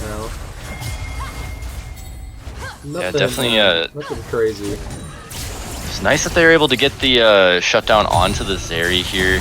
It's going to get the gold onto the right person to give him a chance, but I don't know. It's going to be pretty tough to kind of get through all these damage threats. Yeah, just a very small little window of silver lining there for them here. So with these turrets, you know, falling at the T1, this is a great little safety position. Start to roam around and really kind of hug the corners of your jungle. Make sure you have vision set up. Try to make a play, you know, trying to find someone maybe a little caught out or a little overzealous. Trying to grab something. LeBron James taking a little bit of tower damage. Not going to be too much here, but Fox Guy, great Drudge Line, having to blow the cleanse here. PK also trying to counter engage. There's the Dark Binding here onto PK. PK going to be able to just get out. Rift Herald just about smacking into T2, but just gets taken down here by Dio. Meanwhile, towards the other side, Eon towards the side. Rocket Belt is not going to find anyone. Trudge Line not able to find anyone either. PK slamming into the mids, but here's Orn. Call of the Forge here. Dog going to grab 3. A great engage here. Orianna, Shockwave finding 2 as well. Toxic Sky Trey going to go down. Eon trying to get out of there. Does flash out. Zach trying to scoop up 2. Is going to grab a little bit of room there. Rico trying to get out of there. And a great time by that Static Shiv, just going miles away, picking up 2 there. LeBron James trying Static Shiv kill. Yeah, holding this tower, but it's not going to hold it very far. Meanwhile, towards the bot side, Graham with the gun, still splitting. Gonna start doing that recall here. LeBron James in a very bad position. Tower goes down, no safety. Great pickup kill, and this gold lead now just shoved down to a little under 4K. Alright, so we're coming back. Yeah, that's a huge pickup for them. Well played. Huge, especially getting that nice little gold bonus from the being behind, getting that gold bonus from the towers there. That's gonna really help them get back into this game. We'll see if they can do anything with it, but definitely a foot in the right direction. For sure. Yeah. Dragons here lined up 1-1, gonna be spawning here in the next minute 30, and if they can keep making these plays, you know, close to their turret and really have that room to breathe with that safety. And we saw a great team fight, you know, Ascended picking up 3 right away. Zach, PK going to be engaging, and we talked about in game 1 how they really didn't have any follow-up on top of everything, but here they have 2 great engages. Also the Shockwave finding 2 you know, really big purchases, and we look at the side here of DPH and a lot of flashes blown. You only have Grandma with a gun still on it, so if they find another fight like that, there's not a lot of room for them to kind of get away. Yeah, Dreamers is definitely their strong suit is sticking together. I mean, everybody came together for that fight. It ended up being a fight without Cassante, so we'll have to see how that goes if he joins the fight. He is looking a little scary right now, but there will be going and there might be another pick for Dragon potentially. LeBron James, you're having to blow the ult. Does shoot the Dark Binding out, but is going to get picked up as well. Great Drudge Line Rocket going from out of nowhere. Rico picking up the kill there in just a little bit of a window, but it's going to be shut very quickly. PK trying to get out of the way of Dio just in case that does hit. Flash being blown here by the Zach, having to run out of there. Orianna under tower, not sure how much she is going to survive here. Meanwhile, Eon trying to go in there, does hit the Shockwave, bringing back the Akali, not going to be able to go anywhere. Dio picking up that kill as well. Now 3, 2, and 3, still that Shaq Jeff, but oh god, the Dark Binding, there's nowhere to go with the Black Root also underneath that, and that was a really good R though from Sheriff on the Ori. Yeah. That was pretty good. I'll give that to great Sheriff. Play. Yeah, nice little combo that they had there with the Zac knockup and Ori ulti there. That was beautifully played, but then unfortunately the fight extends a little bit further and Ori ends up going down too. But at the end of the day, DP do take a tower, do take a couple of kills, and will take this dragon. Yeah, ultimately, you know, a little bit of trade back and forth, that gold lead now jumping a little to that 6K mark, so a little bit of that lead being spoiled here. But, you know, unfortunately, when that Dark Pioneer and the Turmoil Soil came down, there was just not much that Dio could... I think you definitely go on Grandma here, yeah. Yeah, there's not too much. You do have Cleanse and Flash up here for the Zuri as well, trying to find a little bit of safety. Graham with the gun doing a good job as well. Toxic Trey guy trying to find purchase here, and they're going to keep moving up. Jinx picking up the kill on the Ornn. Super Mega Death Racket being used. Flash here by Dio, trying to get away through that bot side tower. And this could be an early Baron. I know we talked about early Barons, but you have 3 main, you know, frontline workers here, plus the support to really not have any contested with. And of course, if, you know, Sheriff or Dio kind of step up, it's almost a death sentence for them here. That was absolutely crazy. Like, the Cassandra didn't even die in that fight. Yeah. You're starting to see the issue of only having 1 to 2 damage threats on their team right now. They're just running out of damage. I mean, they dumped everything they could on him, and he's still standing there with half his HP left. It's not looking too good. Ooh, it's getting a little low here. His items are pretty good. You got the Iceborne. he didn't have that Bramble Vest before, but yeah, that a full MR item and a full armor item and some boots. I guess he's a pretty tanky boy. Yeah, it's gonna be tough to cut through him. We'll see if they can catch the rest of the team out maybe without him hanging around. That might be the ticket, but I don't know if they'll get too many opportunities here. Yeah, I'm not a Zeri be able to player. go for it. Sorry, I'm not a Zeri player, but is that the right build? quick play. Normal build. I feel like there's better options, but you know, maybe it's a comfort thing. I don't believe that's super common on Zeri because I don't know what you'd be really resetting. I suppose your jump, but it doesn't seem to be. I suppose you do get your W's up faster because you're always using your Q to auto attack instead of using your actual auto attacks. But I don't know if that's super common. I haven't seen too many Zeri players this season, so I'm not 100% familiar with it. Yeah, I'd be maybe almost thinking a super early armor pen since you're the most consistent part for the damage of this team, and everyone's kind of really starting to stack against you here too, especially with that front line. If you really want to start, peeling through them and really, work towards the back line. The static ship, we saw great procs of it, but I don't think it's always going to line up that way with the minions always here. Meanwhile, Jinx towards the mid, trying to grab down tower. Toxic guy, Trey with the Drudge line, gonna find purchase here. Orin as well, calling the Forge down, gonna take down the tower. Is it gonna be enough here? PK towards the backside, trying to get rid of this Jinx, but is not gonna see anything like that happen. This game might be over after that. The divide here by the Zac with the passive, not gonna be able to revive Graham with the gun. All the way in the bot side, doesn't even matter. Just taking down that tower. Meanwhile, towards the mid side as well, they are just double pinching these two inhibs.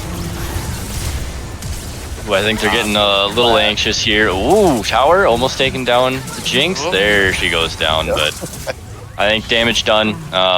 Yeah, they're getting a little too anxious here, trying to make anything happen, and the Orin trying to clear out the wave there with the ulti, a little bit of an overextension, and ends up taking down a couple of his team members with him there. Doesn't look like he's going to be able to do either. Going super low here, Ascendant gonna go down there. Are they gonna find another one? Yes. LeBron James going down there from the Zac, being able to punch both the sides, grabbing him in there with that stretch and strikes here. Whoa! Right back in here, Toxic Trey. Gonna be going down with the help of the tower. Double kill there for Ori. Good job by Sheriff.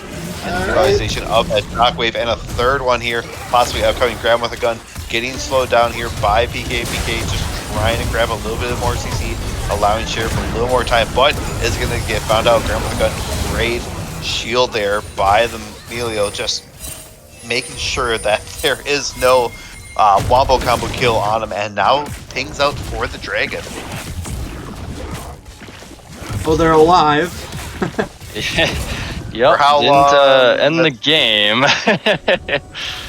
And Dragon is spawning here, but we've got 3 members back up on the map, and we'll see if they want to fight for this Dragon.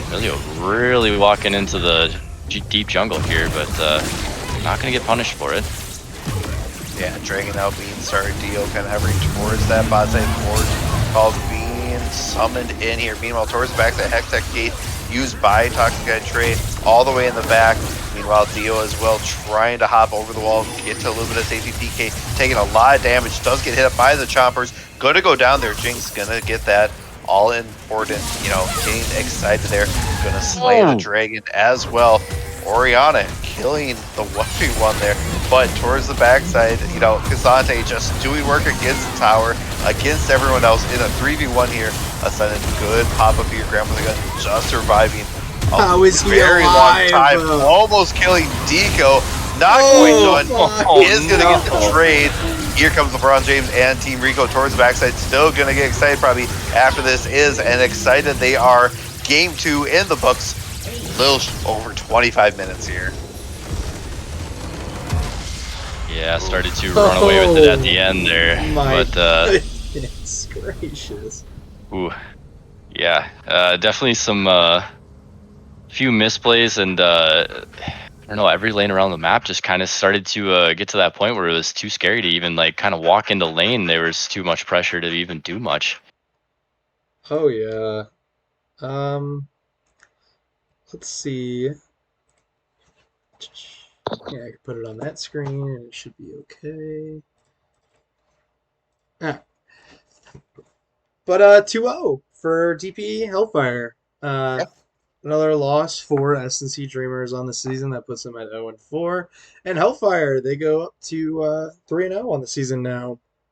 Don't mind these logos. That's not theirs. But, we'll figure it out. First day on the job. Yeah, exactly. It's fine. It's fine. People get the gist of it. They can look at the web or the Excel document if they need to. Yep. Let's see if we want to grab a potential interview. I know we've interviewed Rico and DP a few times in the past, so let's see. Never again. You will never make an appearance on the interview desk. We could get let's get like Mason and who else? Let's just grab Mason. Just grab Mason for an interview. Could have grabbed Yoon too. Good. Let's actually do that. Yeah. I know last time I got a little flack and I got called out for not grabbing the mid laner. So Yeah, let's man, go and if grab you want Yoon to this and time, by all Mason. means.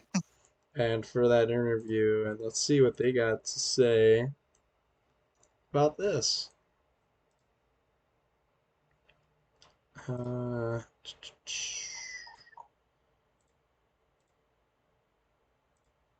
Might have to go grab them.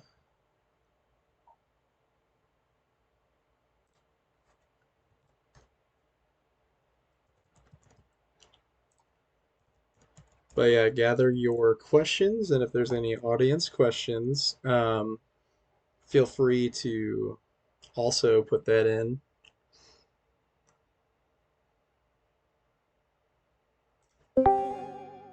I'm just gonna say this now. Don't let him fucking. Yeah, we're not gonna let Rico in this one. We're not gonna let Rico in. Oh, here we go. Here's Mason. Remove Mason. Family friendly Mason. Exactly. Yeah, stop typing in chat.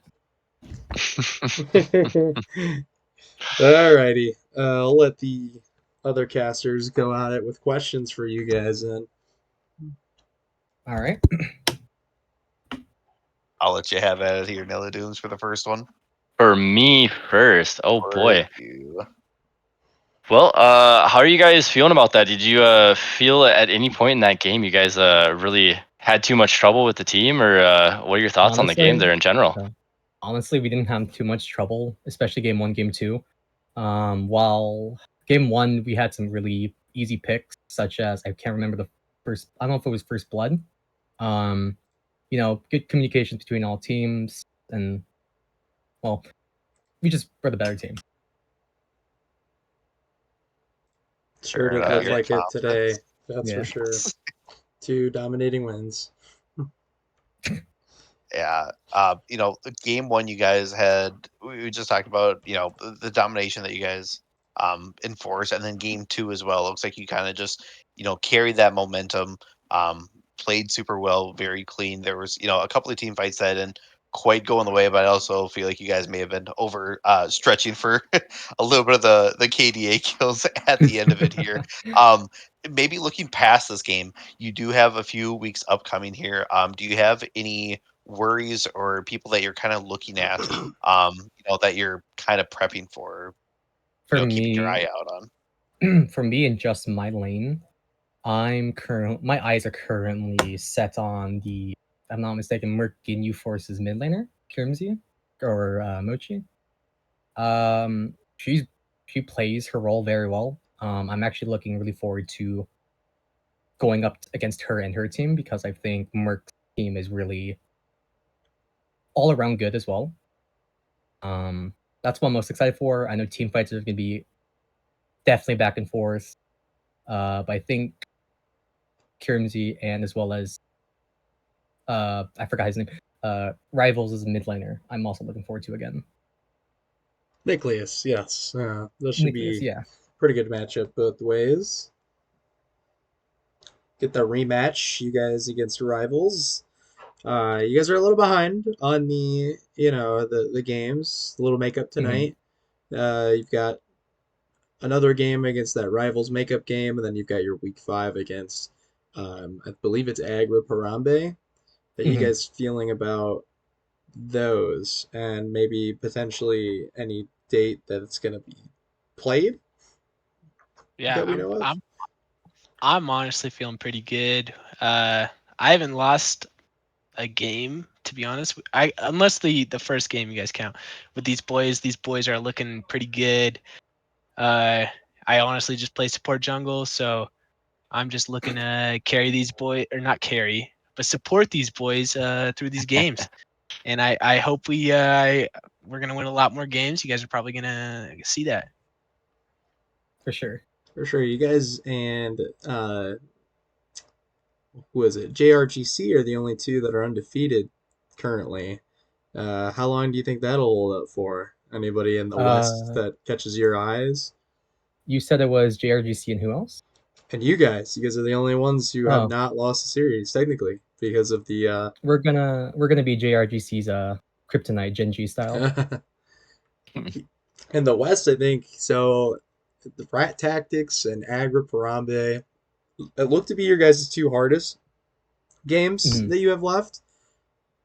The West is a little weaker. There's a few scrappy games in there too. Like I don't think Elysian or Hyperion are gonna be rollovers or anything, but definitely Rat Tactics and Ag look a lot much better at the current moment in the season.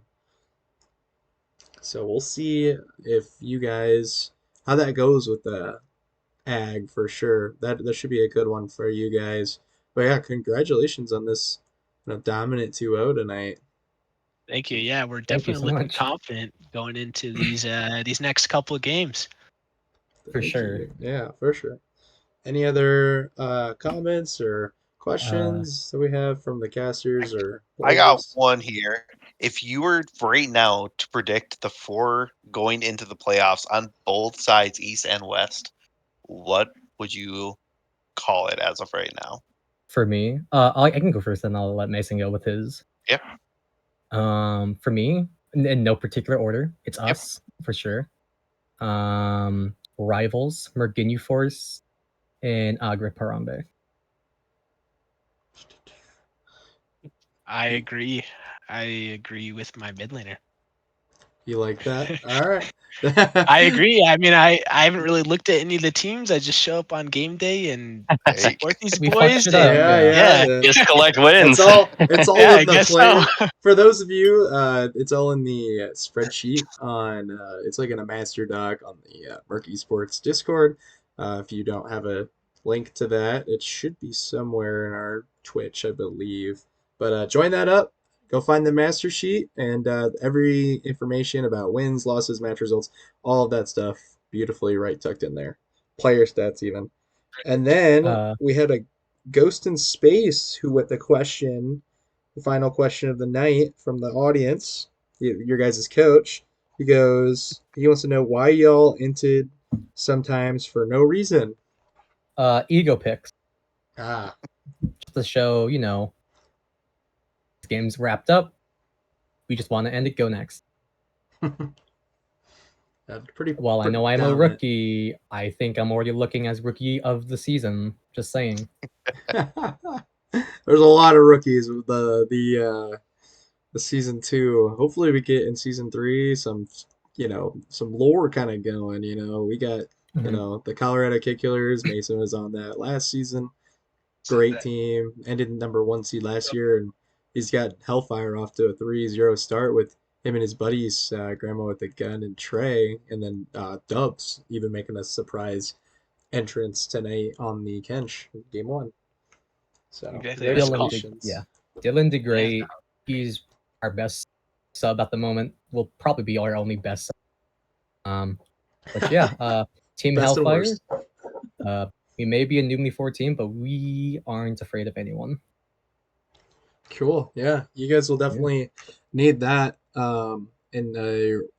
against Rat Tactics, and for the eventual, hopefully, playoff run for you guys. So we'll have some tough competition no matter which 4 East teams kind of make it. So wishing you guys the best of luck. But anything you guys would want to close out with here while we wrap up stream? Rico I got want. carried. I mean, per usual, you know. Yeah, that's pretty. I That's that's pretty. kind of hope he That's shows yeah. up to one of these games, but you know. Yeah, that's true. But I mean, you did lose your lane against me in my first series, so just saying. Oh, yeah. You had that Last 14 time I and 2 interviewed game, you, but meh. stop banning all my mids, and then we'll see who's talking. One trick Syndra. I don't know. Yeah, I guess. Just wait until my Nocturne's not banned, and we'll see what happens. Okay, you'll get it cooking. All right. Yeah, we we'll get cooking it some going. shit We'll up. get it going. We'll get it going. May I say something else for the other teams? Stop perna banning my Akali. It's not gonna go well for you. Alrighty. Well, I think that's gonna conclude the night for us. Thanks for watching, guys. Again, the final result was DP Hellfire 2-0, and I believe the other game might be posted as well. Maybe I can give you guys that update as well. Hyperion against Elysian. What do you guys think? Who do you think won that game without looking at it? Hyperion. Hey, thanks for having us. Yeah. Thank you. Hyperion 2-0 over Elysian. So that's the other Wow. game of the night. So that was a pretty big win for them, and it has a lot of playoff implications in the West along with this game that we just saw. So we'll see you guys soon. Catch y'all later. Have a good one.